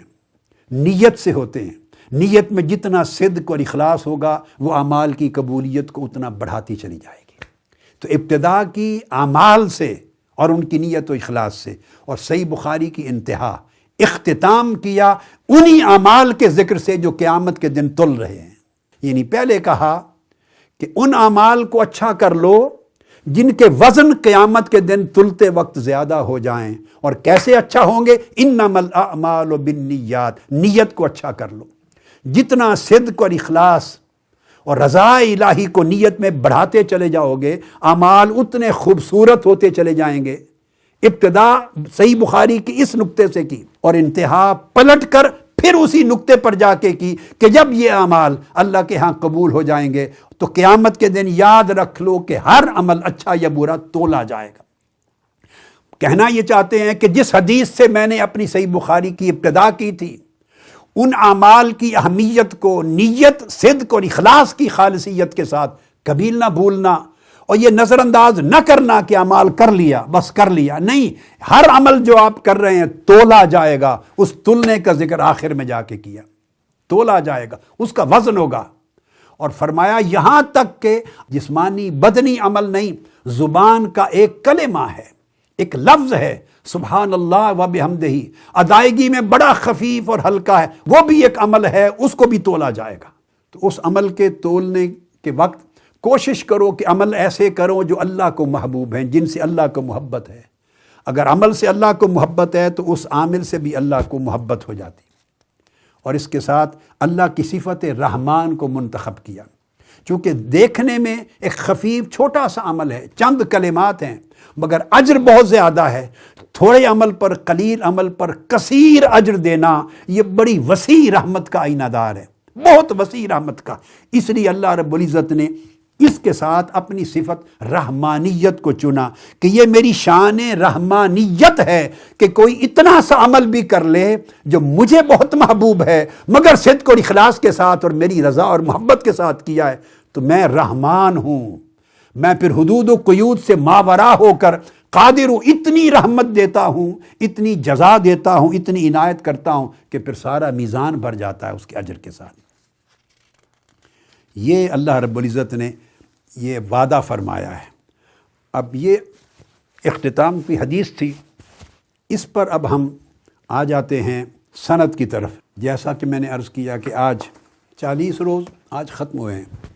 اب صحیح بخاری کے حوالے سے کچھ ضروری چیزیں آپ کے گوش گزار کر لوں، کیونکہ آج ختم بخاری ہے۔ امام بخاری نے اس حوالے سے میں کچھ چاہتا ہوں کہ ضروری تعارف ہو جائے، ان چیزوں کو ریپیٹ نہیں کرنا چاہتا جن کا ذکر پچھلی نشستوں میں ہو چکا ہے، نئی چیزیں لاؤں گا۔ امام بخاری نے جب یہ کتاب ختم کر لی، آپ نے اپنی زندگی میں کم و بیش 70,000 سے 90,000 افراد کو، جن میں علماء اور محدثین بھی تھے اور عوام و خواص بھی تھے اس زمانہ کے، ان کو یہ صحیح بخاری کا سماع کروایا، یعنی قرات کی صحیح بخاری کی خود، اور 70,000 سے 90,000 افراد نے مختلف شہروں میں امام بخاری سے براہ راست اپنی صحیح بخاری کو سنا، اور پھر ہزارہا کی تعداد میں لوگ جنہوں نے اس کے نسخے لیے اور اس کو یاد کیا، وہ نسل در نسل آگے روایت کرتے رہے، اور ہمیں آج کے دن تک تواتر کے ساتھ صحیح بخاری ملی۔ صحیح بخاری کے بارے میں کچھ ضروری معلومات جو اعداد و شمار سے متعلق، وہ یہ کہ صحیح بخاری کے اندر کل احادیث، مرفوعات بھی، معلقات بھی، متابعات بھی اور مکررات یعنی تکرار کے ساتھ ٹوٹل نمبر 9,082 ہے، 9082۔ اور وہ حدیث جو مرفوع ہیں پوری سند کے ساتھ، امام بخاری نے جن کو مرفوعاً روایت کیا ہے، ان کا ٹوٹل نمبر یہ تکرار سمیت 7,397 ہے، 7397۔ مگر جب سارے تکرار حذف کر دیتے ہیں اور ایک حدیث کو، اور حدیث مرفوعہ جو پوری سند کے ساتھ بیان کیا امام بخاری نے، بغیر تکرار کے کاؤنٹ کرتے ہیں تو اس کا ٹوٹل عدد 2607 ہے، 2607۔ اور جو معلقات ہیں یعنی تعلیقات بخاری جو تراجم الابواب میں امام بخاری لاتے ہیں اور جس کی سند بیان نہیں کرتے اور مرفوعاً روایت نہیں کرتے، اس کا عدد 1341 ہے، 1341۔ امام بخاری کل جو کتب ہیں جو بخاری شریف کے اندر وضع کی ہیں وہ 98 ہیں، اس کے عدد ہیں 97 بھی کہا ہے، 98 بھی، 100 سے زائد بھی بیان کیا ہے، یہ الگ الگ تقسیم ہے، 98 کتب۔ اور ابواب امام بخاری کے کل 3886 ہیں، 3886۔ جتنے صحابہ کرام سے امام بخاری نے روایت کی ہے، صحابہ کرام سے، چونکہ ایک صحابی سے بار بار روایتیں آتی ہیں نا، کل صحابہ جن کی روایات لی ہیں ان کا عدد 1597 ہے، 1597۔ اور جن صحابیات سے روایت کی ہے صحیح بخاری میں، ان کا عدد 31 ہے، 31۔ اور امام بخاری نے خود 1080 شیوخ سے پڑھا ہے اور ان سے روایت کی ہے، 1080 شیوخ سے۔ مگر جن شیوخ سے امام بخاری نے روایت صحیح بخاری میں لی ہے، صحیح بخاری میں، ان کا عدد 304 ہے، 304۔ صحیح بخاری کے کل کلمات کو اگر کاؤنٹ کریں، الفاظ اور حروف کلمات کو کاؤنٹ کریں تو وہ 6 لاکھ سے زائد ہیں۔ یہ صحیح بخاری کا ایک اینگل ہے جو معلومات کے اعتبار سے میں نے عرض کیا۔ مگر جو بڑی اہم چیز ہے آگے، وہ یہ کہ صحیح بخاری ہم تک کیسے پہنچی۔ یہ معلومات بخاری پڑھنے والوں کے پاس زیادہ تر نہیں ہیں۔ صحیح بخاری روایت کس طرح ہوئی؟ حافظ ابن حجر عسقلانی رحمۃ اللہ تعالی علیہ فتح الباری میں بیان کرتے ہیں، اور دیگر ائمہ حدیث نے اور بخاری کے شارحین نے بیان کیا ہے کہ امام بخاری سے صحیح بخاری سنی تو ہے 70 سے 90 ہزار لوگوں نے، مگر صحت اور ثقاہت کے ساتھ قابل اعتماد طریق سے امام بخاری کی کتاب الجامع الصحیح کو روایت کرنے والے، جن کی روایت آگے چلی، وہ 4 ائمہ ہیں، آپ کے تلامذہ میں سے 4 ہیں۔ ابو عبداللہ محمد بن یوسف بن مطر الفربری، یہ جو لفظ ہے فربری، یہ دونوں اعرابوں کے ساتھ آیا ہے، فربری بھی اور الفربری بھی۔ فا پہ زبر بھی، رے بھی، دونوں صحیح ہیں۔ دوسرے جن سے صحیح بخاری کی روایت چلی وہ ابو اسحاق ابراہیم بن معقل بن الحجاج النصفی۔ تیسرے امام یعنی آپ کے تلامذہ شاگردوں میں سے جن سے روایت بخاری چلی وہ ہے امام ابو محمد حماد بن شاکر النصفی۔ اور چوتھی شخصیت جن سے صحیح بخاری کی روایت چلی وہ ہے امام ابو طلحہ منصور بن محمد بن علی البزدوی۔ سب سے زیادہ معتمد اور معروف، مشہور اور مقبول اور مستند روایت جو پوری دنیا میں پھیلی وہ امام فربری کے ذریعے پھیلی۔ ان کی ولادت 231 کی ہے، وفات سن 320 ہجری کی ہے۔ یہ امام فربری جو ہیں یہ فربرا یا فربرا ایک گاؤں ہے، وہ بھی بخارا کے نواح میں تھا، وہاں کے رہنے والے تھے۔ اور امام بخاری کے بعض اساتذہ میں، 2-3 اساتذہ میں یہ ان کے ساتھ ہم سبق بھی ہیں، امام بخاری کی سب سے زیادہ ملازمت اختیار کرنے والے تلامذہ میں سے ہیں۔ آپ نے 2 بار براہ راست آپ سے پوری بخاری اول سے آخر تک سنی، ایک بار فربرا میں اور ایک بار بخارا میں۔ پھر امام بخاری کا اپنا ذاتی نسخہ جو صحیح بخاری کا تھا وہ امام فربری کو ملا، جس سے آگے نسخہ جات تیار ہوئے۔ وہ ان کا نسخہ کائنات علم حدیث میں معتمد ترین نسخہ حدیث بخاری کا سمجھا جاتا ہے، کیونکہ امام بخاری کا اصل نسخہ ان کو ملا۔ دوسرے امام ابراہیم بن معقل النصفی، یہ ان کا پورا نام میں نے عرض کر دیا آپ کو۔ یہ بھی اجل ائمہ میں سے اور ثقات میں سے تھے۔ ان کی بھی حدیث کی الگ کتاب مسند الکبیر اور تفسیر میں حدیث کی کتاب ہے۔ اور ان کا جو گاؤں تھا نصف، اس کو نخشب بھی کہتے ہیں، یعنی ان نخشبی کا لفظ جہاں آتا ہے اس سے مراد یہی نصف ہوتا ہے، نصفی۔ یہ دوسرے محدث اور امام تھے۔ اس کے بعد تیسرے، جیسے میں نے عرض کیا، امام حماد بن شاکر بن سویہ ابو محمد الوراق النصفی، اور یہ کئی کتابوں میں النصفی اور کئی کتابوں میں النصوی دونوں الفاظ آتے ہیں ان کے لیے۔ اور انہوں نے امام بخاری کے علاوہ امام ترمذی سے اور دیگر بہت سے ائمہ سے بھی روایت کیا۔ اور چوتھے میں نے جن کا ذکر کیا امام ابو طلحہ منصور بن محمد بن علی البزدی، اور کتب میں ان کے نام کے ساتھ البزدوی بھی آتا ہے، اور یہ بھی نصفی ہیں۔ قریہ بزدی جو نسبت ہے یہ قریہ بزدہ کی وجہ سے ہے۔ یہ سب سے آخری شاگرد ہیں جنہوں نے امام بخاری سے صحیح بخاری کو روایت کیا، سب سے آخری۔ چاروں کے مقابلے میں ان کی روایت کو ضعیف سمجھا جاتا۔ پھر ان 4 ائمہ نے جو روایت کیا،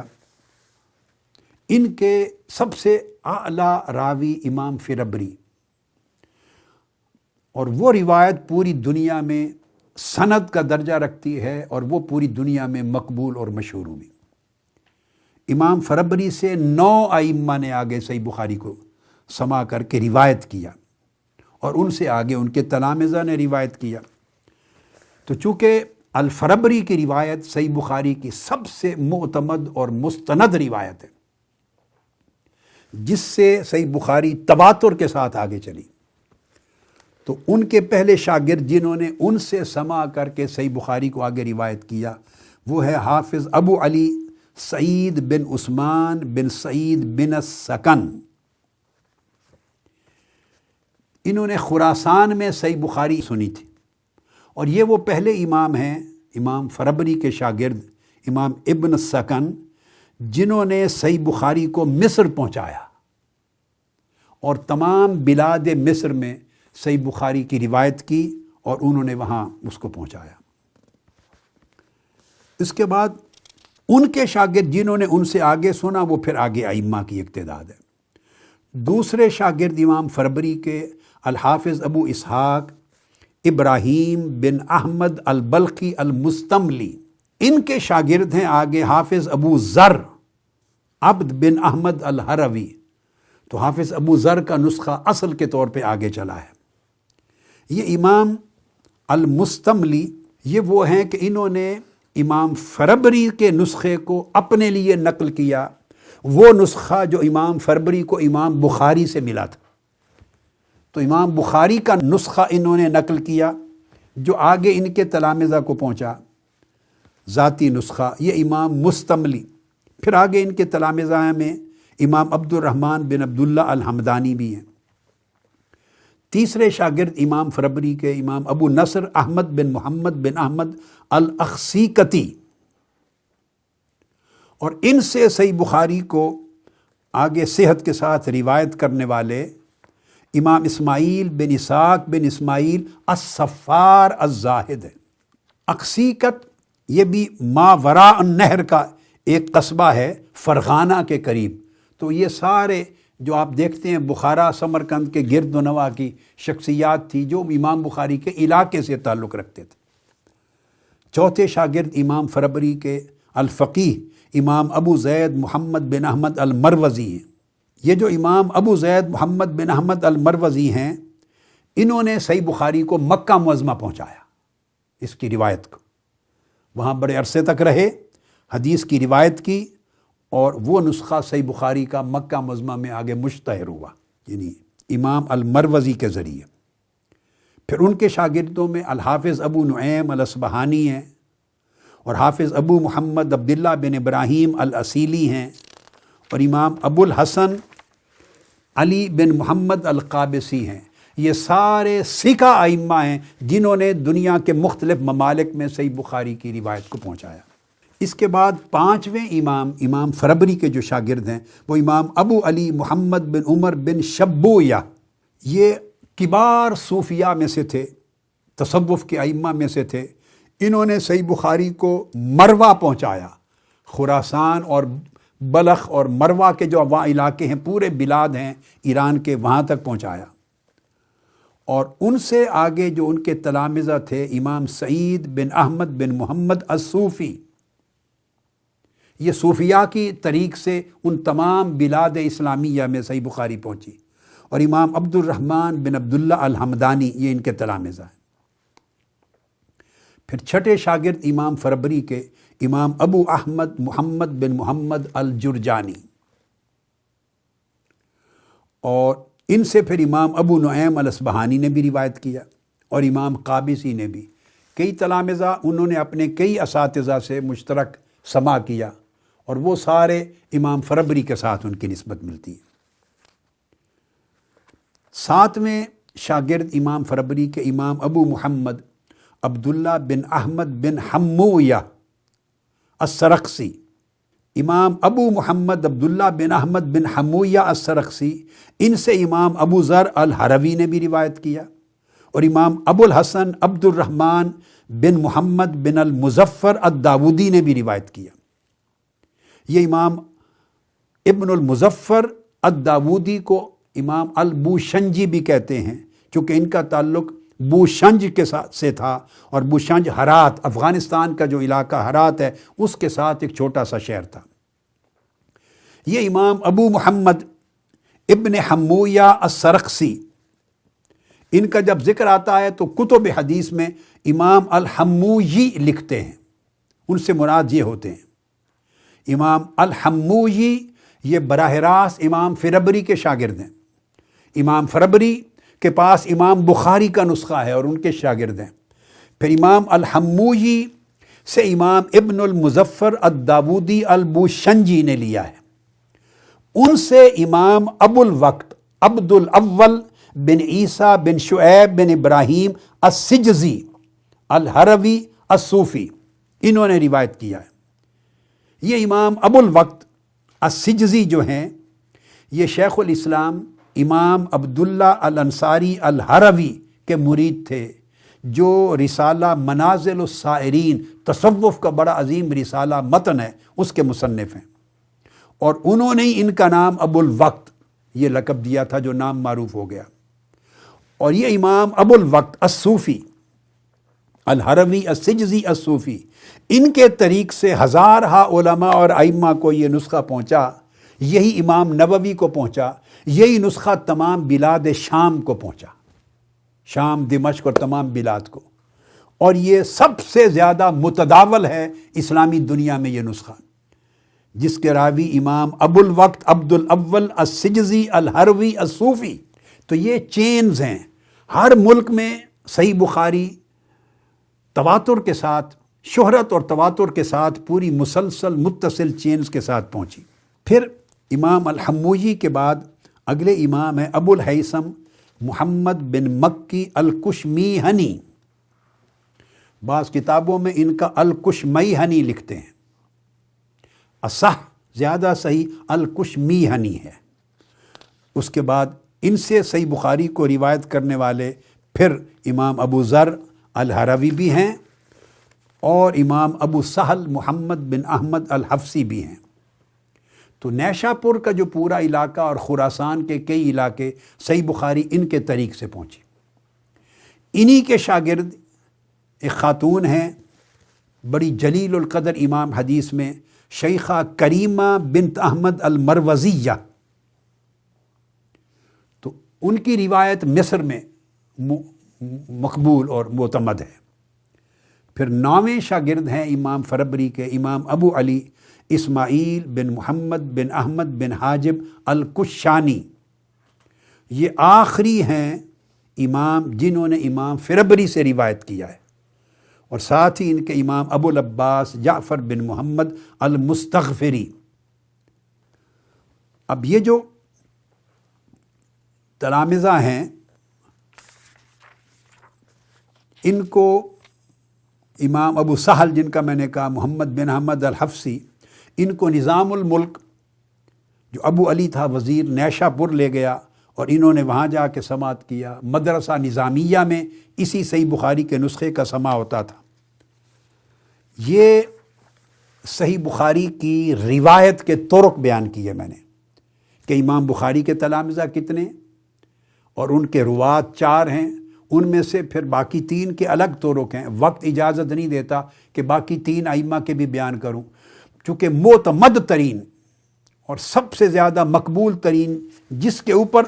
ثقافت اور اعتماد ہے پوری دنیا میں نسخہ بخاری کا، ان کا ذکر میں نے کر دیا ہے امام فربری سے، اور ان کے طریق بیان کر دیے، ان کے تلامذہ کے سارے جن جن ذریعے سے صحیح بخاری آگے پہنچی۔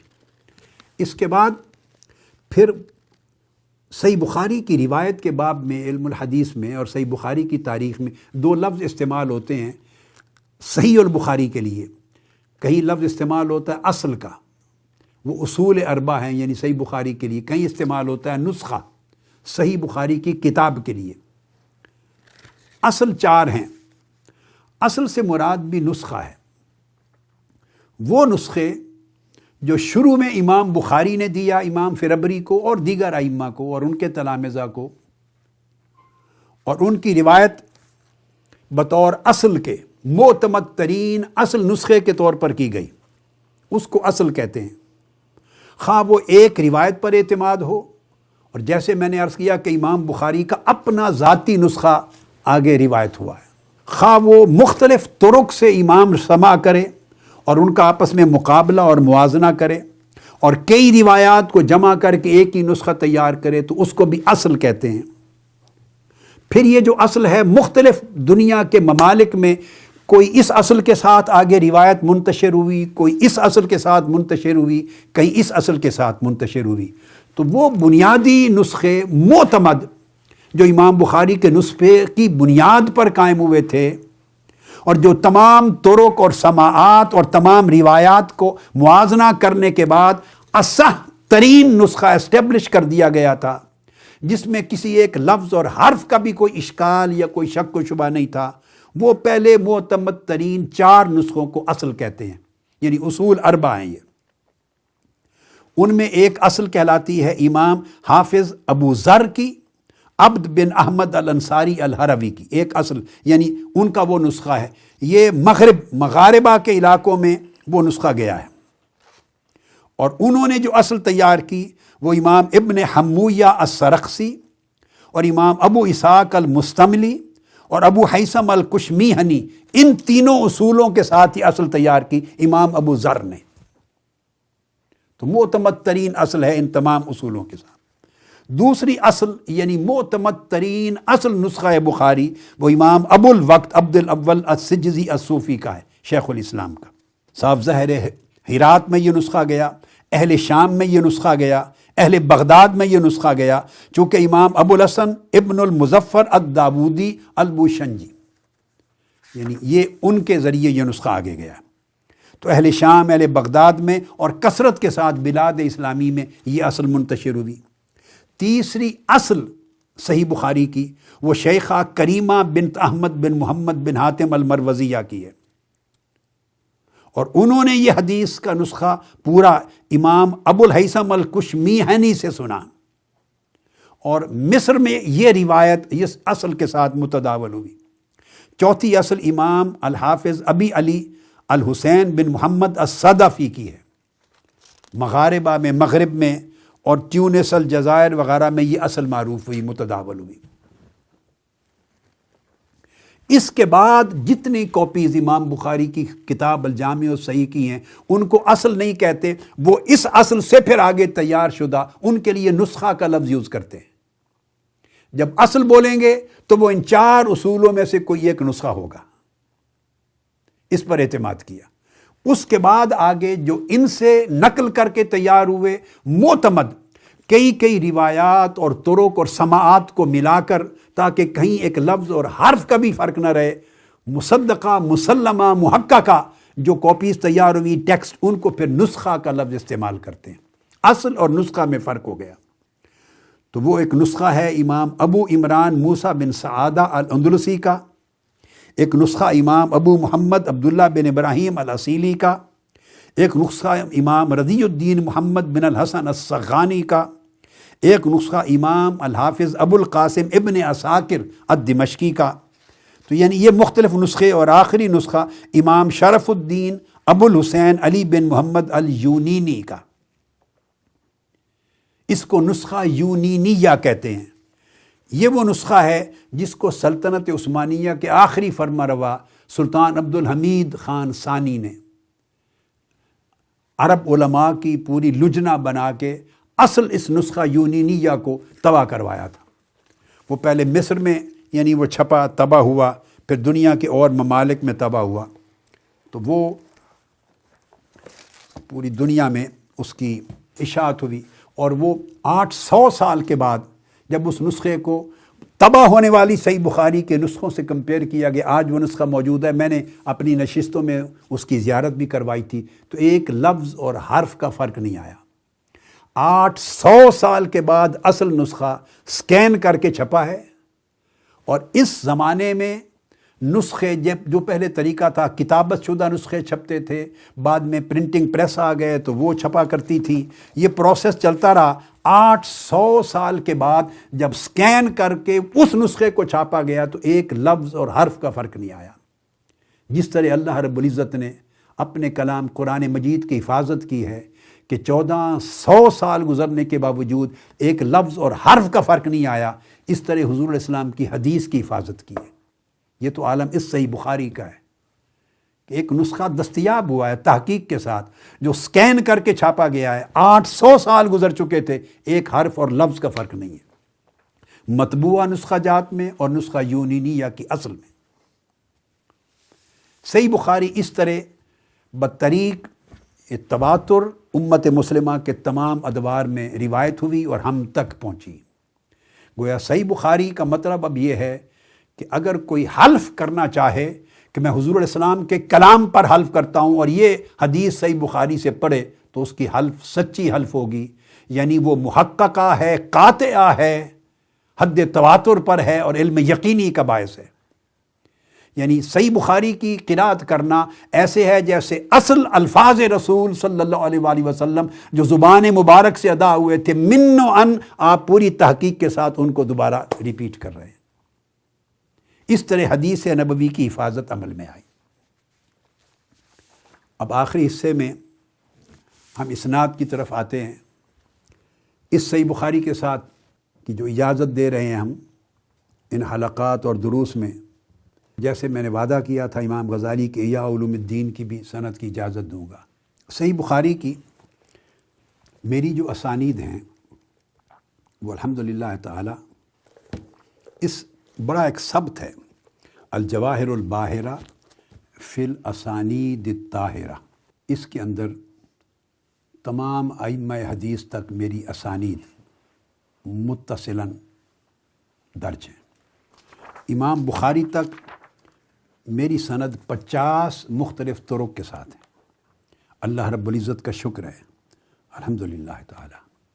اس کی نعمت پہ شکر ادا کروں جتنا کم ہے۔ پاکستان اور ہندوستان سمیت مکہ معظمہ، مدینہ طیبہ، بغداد، شام، لبنان سمیت دنیا کے کئی ممالک کے جو ائمہ اور محدثین ہیں، ان کے طریق سے جو مجھے اسانید ملی وہ 50 اسانید صرف صحیح بخاری کی ہیں، جن میں سے آج میں آپ کے لیے چند اپنے ان اساتذہ کا ذکر کروں گا، اور پھر صحیح بخاری تک متصل سند، اور پھر بعد ازاں امام غزالی کی سند کے ساتھ آپ کو اجازت انشاءاللہ دے دوں گا۔ جن اساتذہ اور شیوخ سے میں نے علم لیا اور ان کے اپنے طریق متصل ہیں اوپر اکابر تک، ان میں سب سے پہلے الشیخ السید طاہر علاء الدین الجیلانی البغدادی، وہ روایت کرتے ہیں النقیب السید محمود حسام الدین الجیلانی البغدادی سے، اور علم الحدیث میں ان کی سند امام محمود بن عبداللہ الآلوسی جو صاحب روح المعانی ہیں ان تک پہنچتی۔ طریقت میں ان کی سند الگ ہے، مگر علم کے باب میں امام محمود بن عبداللہ آلوسی صاحب روح المعانی تک پہنچتی ہے۔ ان کے درمیان صرف 3 واسطے ہیں۔ پھر اس کے بعد 1963 میں ان کے ساتھ میں نے آپ کی صحبت میں اکتساب علم اور اکتساب فیض میں 26 سال میں نے زندگی کے آپ کی صحبت میں گزارے۔ دوسرے میرے استاذ وہ الشیخ ضیاء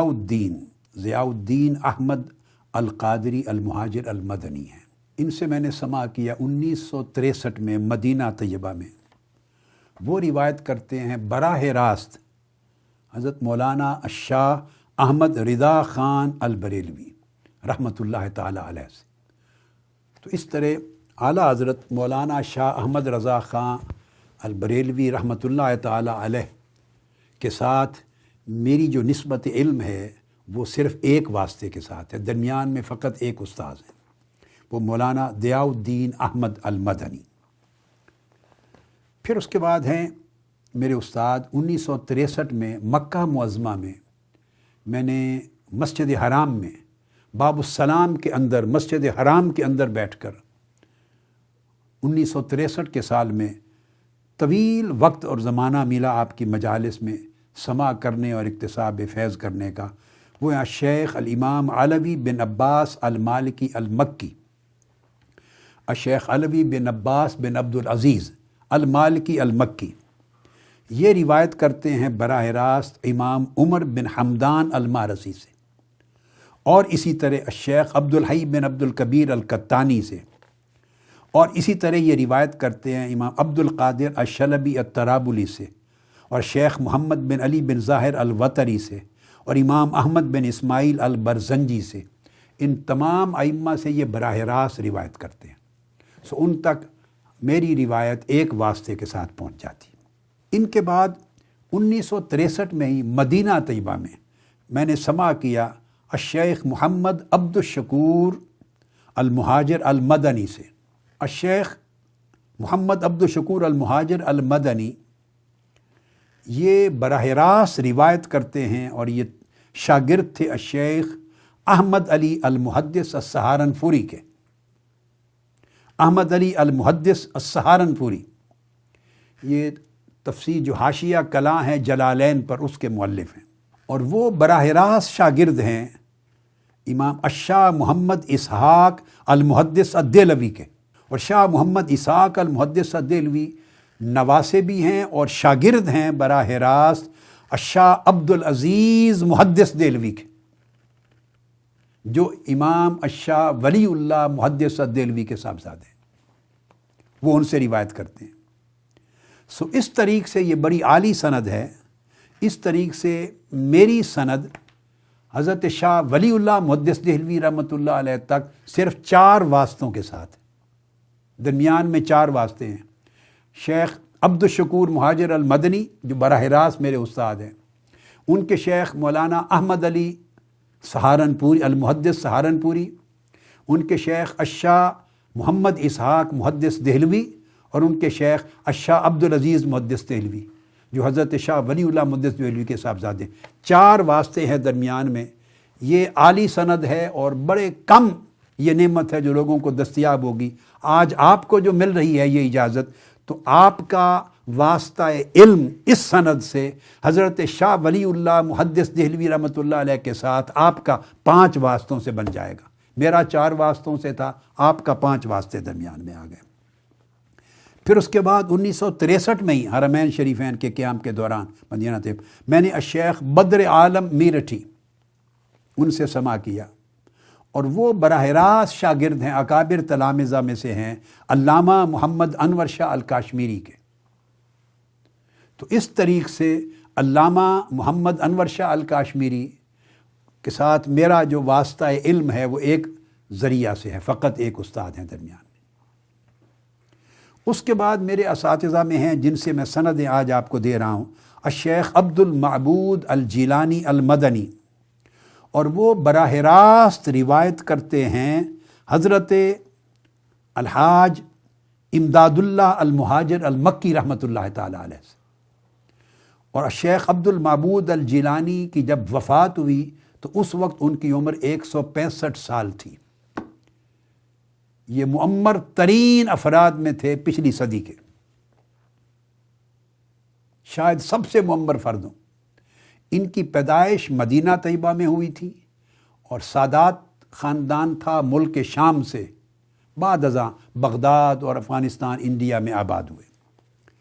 تو اب ان کے طریق سے حضرت حاجی امداد اللہ مہاجر مکی رحمۃ اللہ علیہ ہمارے شیخ ہو جاتے ہیں، میرے شیخ، صرف ایک واسطہ سے۔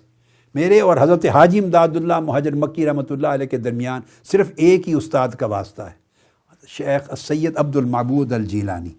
اس کے بعد میرے استاد ہیں جن کے ذریعے سند آپ کو دے رہا ہوں، الشیخ حسین بن احمد عسیران الاسدی اللبنانی۔ یہ شاگرد ہیں اور روایت کرتے ہیں براہ راست امام یوسف بن اسماعیل النبہانی رحمۃ اللہ تعالی علیہ سے۔ یہ بھی 100 سال سے زائد عمر میں ان کا انتقال ہوا۔ تو یہ امام یوسف بن اسماعیل نبہانی جو بیروت لبنان میں تھے، تو ان کے براہ راست شاگرد ہیں۔ تو امام یوسف بن اسماعیل نبہانی سے بھی میری نسبت علم جو ہے وہ صرف ایک واسطے کے ساتھ ہے، تو آپ کی 2 واسطوں کے ساتھ بن جائے گی براہ راست امام نبہانی کے ساتھ۔ پھر میرے اساتذہ میں میرے والد گرامی ہیں الشیخ فرید الدین القادری رحمۃ اللہ تعالی علیہ، اور میں نے کثرت کے ساتھ چونکہ آپ سے پڑھا، اور وہ فرنگی محل لکھنؤ کے تلامذہ میں سے تھے میرے والد گرامی رحمۃ اللہ تعالی علیہ۔ تو ان کے جو شیخ ہیں جن سے بہت زیادہ کثرت سے پڑھا فرنگی محل میں، وہ الشیخ عبد الباقی بن علی الانصاری اللکھنوی ثم المدنی ہیں۔ اب حضرت شیخ عبد الباقی بن علی الانصاری اللکھنوی المدنی عالم عرب کے ائمہ میں سے ہیں، لکھنؤ سے مدینہ طیبہ منتقل ہو گئے، اور پورے عالم عرب کے ائمہ نے ان کے زمانے میں ان سے اسانید لی، اور وہ پھر ان کے بے شمار شیوخ اور اساتذہ ہیں مکہ معظمہ کے، مدینہ طیبہ کے، بغداد کے، عرب دنیا کے۔ جب حرمین منتقل ہو گئے تو ان سے سند لینے والوں کی عدد بھی جو ہے وہ شمار سے باہر ہے، اور جن سے انہوں نے تلمذ کیا اور اسانید لی ان کا شمار بھی تعداد سے باہر ہے۔ شیخ عبد الباقی بن علی الانصاری اللکھنوی صاحب المسلسلات۔ تو اب ان کے ساتھ میرا واسطہ علم بھی صرف ایک واسطے سے ہے، نسبت اور سند، اور وہ میرے والد گرامی رحمۃ اللہ تعالی علیہ۔ اور ان کی ایک بڑی عجیب سند اور ہے جو آپ کو دے رہا ہوں کہ الشیخ عبد الباقی فرنگی محلی اللکھنوی ثم المدنی رحمۃ اللہ تعالی علیہ، یہ ان کے دیگر شیوخ تو تھے، ان میں سے ایک شیخ جن سے انہوں نے بہت پڑھا وہ تھے حضرت مولانا فضل الرحمن گنج مراد آبادی۔ یہ ان کے بھی شاگرد تھے۔ شیخ فضل الرحمن بن اہل اللہ بن الفیض الکنج مراد آبادی، معروف نام ہے، پاکستان اور انڈیا کے پرانے علماء جانتے ہیں حضرت مولانا فضل الرحمن گنج مراد آبادی رحمۃ اللہ تعالیٰ علیہ۔ یہ حضرت مولانا عبد الباقی انصاری لکھنوی فرنگی محلی کے استاذ ہیں، اور وہ براہ راست شاگرد ہیں۔ ان کی عمر 104 سال تھی جب وفات ہوئی مولانا فضل الرحمن گنج مراد آبادی کی، اور ان کو براہ راست اجازت ہے حضرت شاہ عبد العزیز بن احمد ولی اللہ محدث دہلوی سے تلمذ ہے۔ اب اس طریق سے بھی آپ دیکھ لیں، یعنی میری سند ملتی ہے والد گرامی حضرت شیخ دکتور فرید الدین القادری، ان کے شیخ مولانا عبد الباقی علی اللکھنوی الفرنگی محلی ثم المدنی دو، وہ مولانا فضل الرحمن گنج مراد آبادی، اور وہ براہ راست شاگرد ہیں حضرت شاہ عبد العزیز بن شاہ ولی اللہ محدث دہلوی رحمۃ اللہ علیہ کے۔ تو شاہ ولی اللہ محدث دہلوی رحمۃ اللہ تعالیٰ علیہ تک اس طریق سے بھی جو سند ہے میری، صرف 4 واسطوں سے شاہ ولی اللہ صاحب رحمۃ اللہ علیہ سے ملتی ہے، ایک اس طریق سے اور ایک مولانا عبد الشکور مہاجر المدنی کے طریق سے۔ پھر ایک اور واسطہ ہے جن کے ذریعے سند دے رہا ہوں آپ کو، اور وہ ہیں الشیخ محمد الفاتح، اور میرے والد گرامی کے طریق سے وہ شاگرد ہیں الشیخ محمد المکی القطانی کے بھی، دمشق میں شام میں وہ بہت پڑھے، اور ان کو براہ راست وہ شاگرد اور بیٹے ہیں حضرت امام محمد بن جعفر القطانی کے۔ تو اس طریق سے امام محمد بن جعفر القطانی تک بھی میری سند 2 واسطوں سے مل جاتی ہے، میرے والد گرامی اور امام محمد المکی القطانی 2، پھر وہ امام محمد بن جعفر القطانی سے مل جاتی ہے۔ اس طرح دیگر بہت سے ائمہ ہیں۔ پھر میری سند ایک اور جن سے میں نے اجازت لی، شیخ محمد الفاتح القطانی، وہ شیخ محمد المکی القطانی کے صاحبزادے تھے۔ پھر ان کی سند آگے میں نے آپ کو بیان کر دیا، امام محمد بن جعفر القطانی سے، اسی طرح محدث شام شیخ محمد بدر الدین الحسنی سے، شیخ محمد مصطفیٰ المشہور بماء العینین الشنقیطی سے، اور ابو المکارم امین سوید دمشقی، بہت سے ائمہ سے ان کی سند مل جاتی۔ پھر میرے اساتذہ میں ہیں الشیخ السید احمد سعید الکاظمی الامروہی رحمۃ اللہ تعالیٰ علیہ، اس طرح الشیخ محمد سردار احمد القادری الچشتی، اس طرح الشیخ ابو البرکات السید احمد القادری، تو یہ بھی تینوں اساتذہ ہیں میرے، اور شیخ ابو البرکات سید احمد القادری یہ بھی براہ راست شاگرد ہیں اعلیٰ حضرت شاہ احمد رضا خان بریلوی رحمۃ اللہ تعالیٰ علیہ، تو اس طریق سے بھی ان تک میری سند 1 واسطے سے ملتی ہے۔ پھر دیگر اساتذہ ہیں، پھر شیخ محمد بن علوی المالکی المکی کی اجازات ہیں اور اسانید ہیں تمام مرویات کی جو ملی۔ تو میں یہ تمام اساتذہ ہیں جن کے ذریعے آپ کو میں دے رہا ہوں۔ اسانید صحیح بخاری تک میری 50 طرق سے ہیں،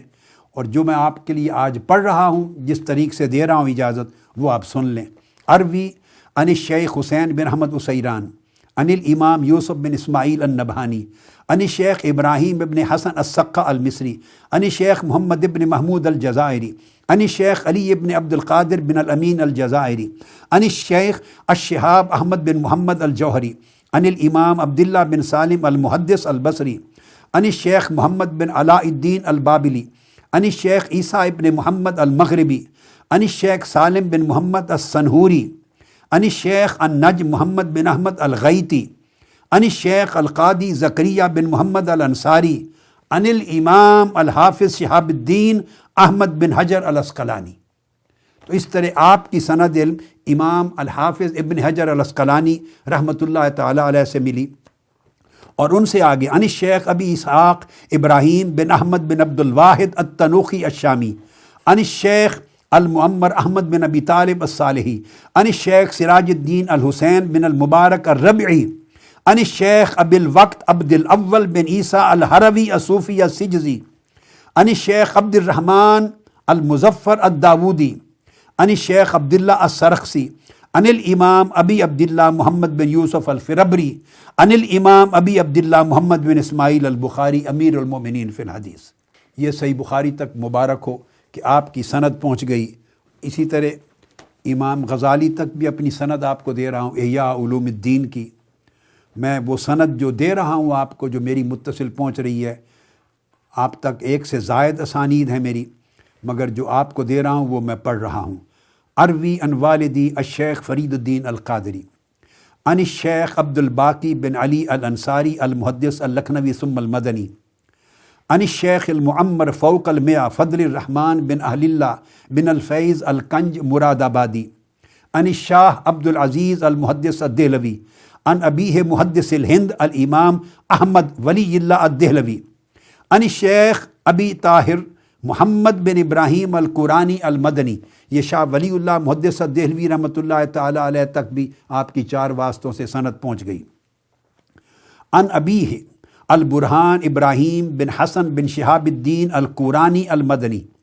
عن الشیخ نجم الدین محمد بن محمد الغزی العامری الدمشقی عن ابیہ الشیخ بدر الدین محمد بن ردی الدین محمد الغزی الدمشقی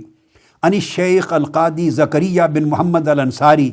عن الامام الحافظ الشہاب احمد بن حجر العسقلانی۔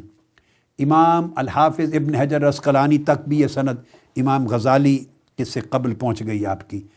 احیاء علوم الدین میں۔ عن الامام ابی الحسن علی بن محمد بن ابی المجد الخطیب عن الامام ابی الفضل تقی الدین سلیمان بن حمزہ بن احمد المقدسی عن الامام محمد بن عماد الحرانی عن الحافظ ابی سعد عبد الکریم بن محمد السمعانی عن الامام محمد بن ثابت بن اسماعیل الحرمازی عن الامام ابی حامد محمد بن محمد الغزالی رضی اللہ عنہ ورضی عنہ۔ تو آپ کو مبارک ہو کہ آپ کی سند امام غزالی تک متصلاً پہنچی اور آپ کو عطا کر دی۔ اس کے ساتھ آپ کو اجازت دے رہا ہوں سند کی، اور چونکہ تمام لوگوں نے آن لائن سماع کیا ہے پوری دنیا میں شرق سے غرب تک، اور کچھ لوگ الحمدللہ تعالیٰ ایسے بھی ہیں کوارنٹین کی وجہ سے لاک ڈاؤن تھا، محدود پیمانے پر کچھ لوگ سماع کرتے رہے ہیں، خاص طور پہ میرے بچے اور میری فیملی کے افراد، وہ اور 2 افراد اور ہیں جو ابھی آپ دیکھیں گے۔ تو میں نے چاہا کہ آپ سب کو سند آن لائن مل جائے گی انشاءاللہ تعالی، مگر جو حضرات براہ راست سماع کرتے رہے پورے 40 دن مباشرتاً، جنہوں نے سماع کیا ہے، نوٹس بنائے ہیں اور میری مجلس میں 40 دن مسلسل موجود رہے، حاضر رہے ہیں، تو ان میں سے چند ایک کو بطور نمونہ میں آپ کی موجودگی میں سند دے دوں، تاکہ سند دینے کی جو ایک متداول طریق ہے، رسم ہے، جو ائمہ بزرگان دین علماء اکابر کا، وہ عمل بھی ہو جائے۔ آپ کی نمائندگی کرتے ہوئے تو سب سے پہلے سند لے رہے ہیں ہمارے رفقا کی، پوری دنیا کے رفقا کی نمائندگی کرتے ہوئے، جو 80s کے اوائل زمانے سے آج سے سمجھیں 40 برس کے قریب، 38 برس کے زمانے سے منہاج القرآن کے رفقا میں سے ہیں، اور بڑے عظیم دیرینہ کارکن ہیں، انہوں نے سماع کیا ہے، تو ان کو سند دے رہا ہوں۔ محترم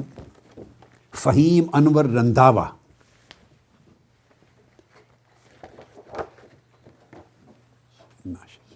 مبارک ہو، یہ صحیح بخاری کی سند ہے،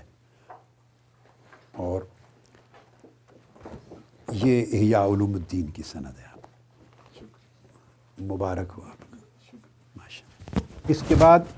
چونکہ کینیڈا میں نشست ہوئی ہے، کینیڈا میں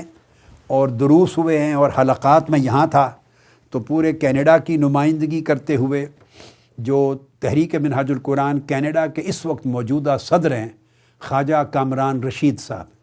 اور سماع کرتے رہے ہیں، تو ان کو سند دے رہا ہوں صحیح بخاری کی۔ یہ آپ سب کی طرف سے تنظیمات کے لیے کی طرف سے نمائندگی ہو گئی، جملہ تنظیمات کی، چونکہ یہ تنظیم کے صدر ہیں یہاں کے، مبارک ہو آپ کو۔ اور یہ احیاء علوم الدین کی، مبارک۔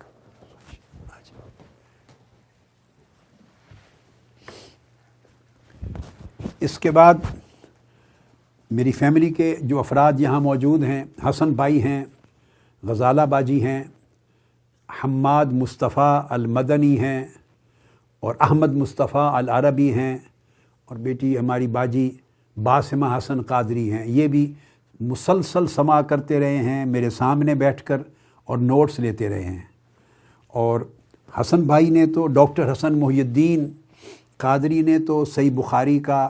2 مرتبہ مجھ سے براہ راست سماع کیا ہے۔ پہلی مرتبہ مدینہ طیبہ مسجد نبوی کے اندر صحیح بخاری کے پہلے لفظ سے آخری لفظ تک ایک حدیث کا لفظ بھی ترک کیے بغیر 8 سے 10 دنوں میں پورا سماع کیا تھا صحیح بخاری کا،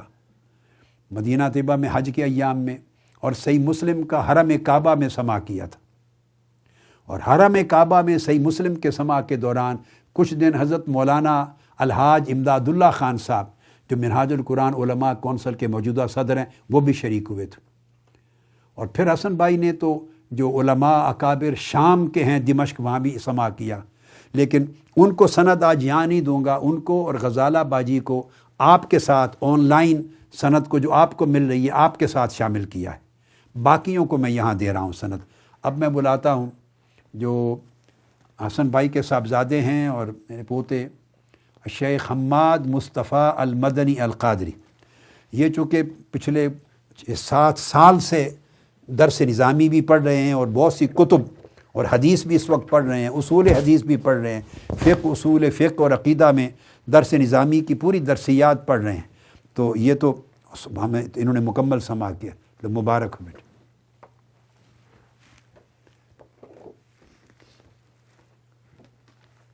مبارک۔ آپ تمام جتنے سامعین ہیں دنیا میں وہ آپ دعا بھی کریں کہ میں جو محنت کر رہا ہوں تو حماد مصطفیٰ المدنی القادری کو اللہ رب العزت میری جو امانت ہے، میں آگے حسن بھائی اور حسین بھائی کے بعد ان کو منتقل کرنے پر محنت کر رہا ہوں، اللہ رب العزت ان کو صحیح وارث اور صحیح امین بنائے اس امانت کو اٹھانے کا اور اس کا حق نبھانے کا اور اس مشن کی خدمت کا۔ آپ سب لوگ آج کے دن دعا کریں خاص طور پہ، اللہ برکت عطا کرے جی بیٹے۔ اب اس کے بعد وہ جو ہماری باجی ہیں باسمہ حسن قادری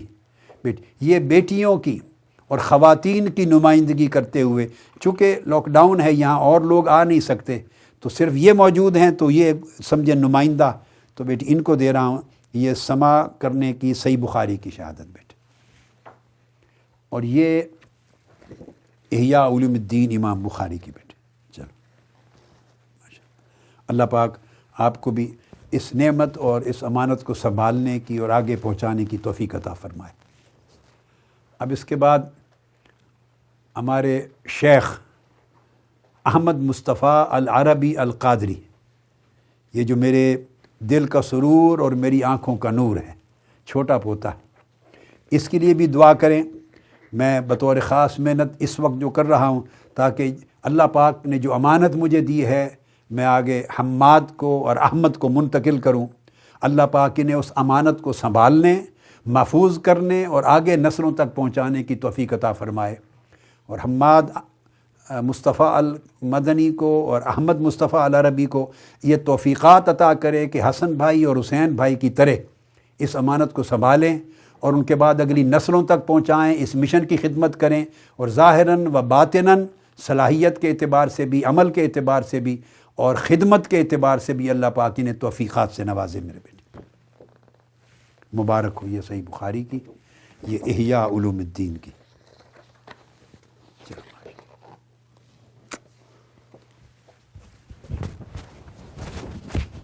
اب اس کے بعد علماء کی نمائندگی کرتے ہوئے ہمارے فضلاء اور علماء جتنے پوری دنیا میں موجود ہیں، چونکہ یہاں مجلس میں صرف ایک ہی عالم موجود ہوتا تھا،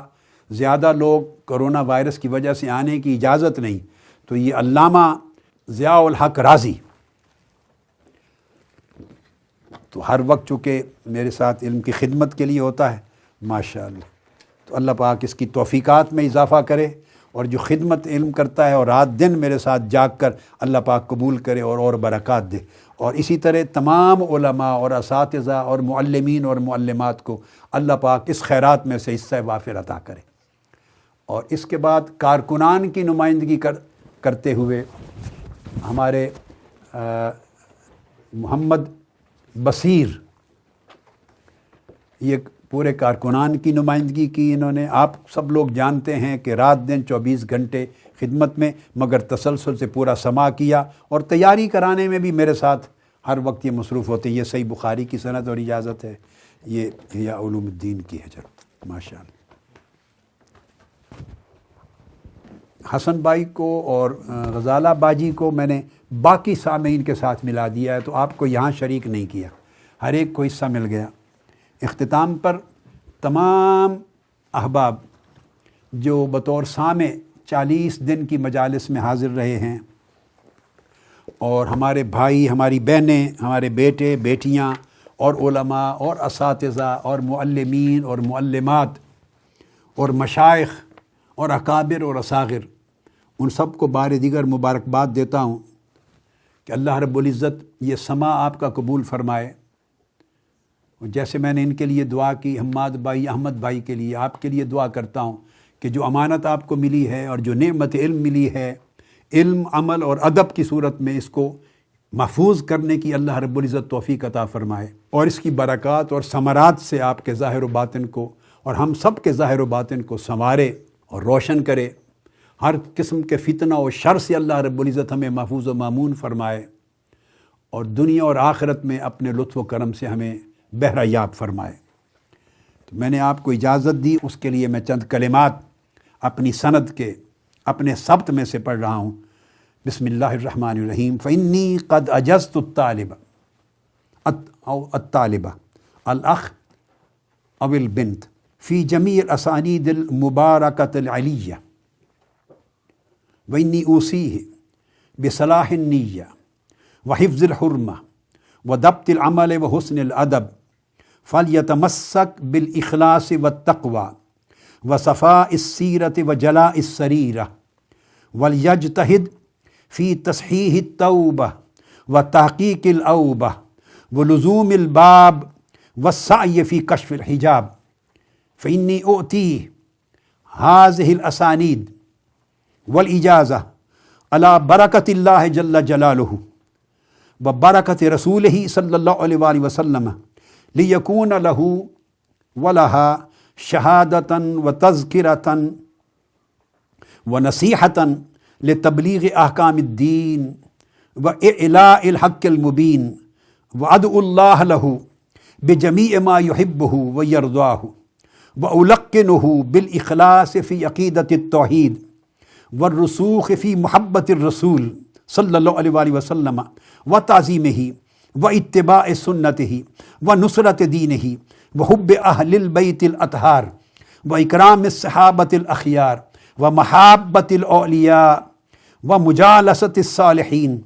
وانصحہ بحمایۃ السنہ والجماعہ وہی السواد الاعظم، ومجانبۃ اہل البدعۃ والغوایہ والتمسک بمنہاج القرآن وسنت حبیب الرحمن، واللہ المستعان وعلیہ التکلان. فالحمد للہ علی توفیقہ وخدمت سنت حبیبہ، والصلاۃ والسلام علی سیدنا ومولانا محمد النبی الامی الحبیب المصطفیٰ، وعلی آلہ المرتضیٰ وصحبہ المجتبیٰ وطبعہ المنتقیٰ، الذین شرفہم اللہ بالفضل والاصطفاء، وعلینا معهم اجمعین برحمتک یا ارحم الراحمین، بحق لا الہ الا اللہ محمد رسول اللہ صلی اللہ تعالی علیہ وسلم. سب سے پہلے نئی ویڈیوز کو حاصل کرنے کے لیے شیخ الاسلام ڈاکٹر محمد طاہر القادری کے آفیشیل یوٹیوب چینل کو سبسکرائب کریں اور بیل آئیکن کلک کریں.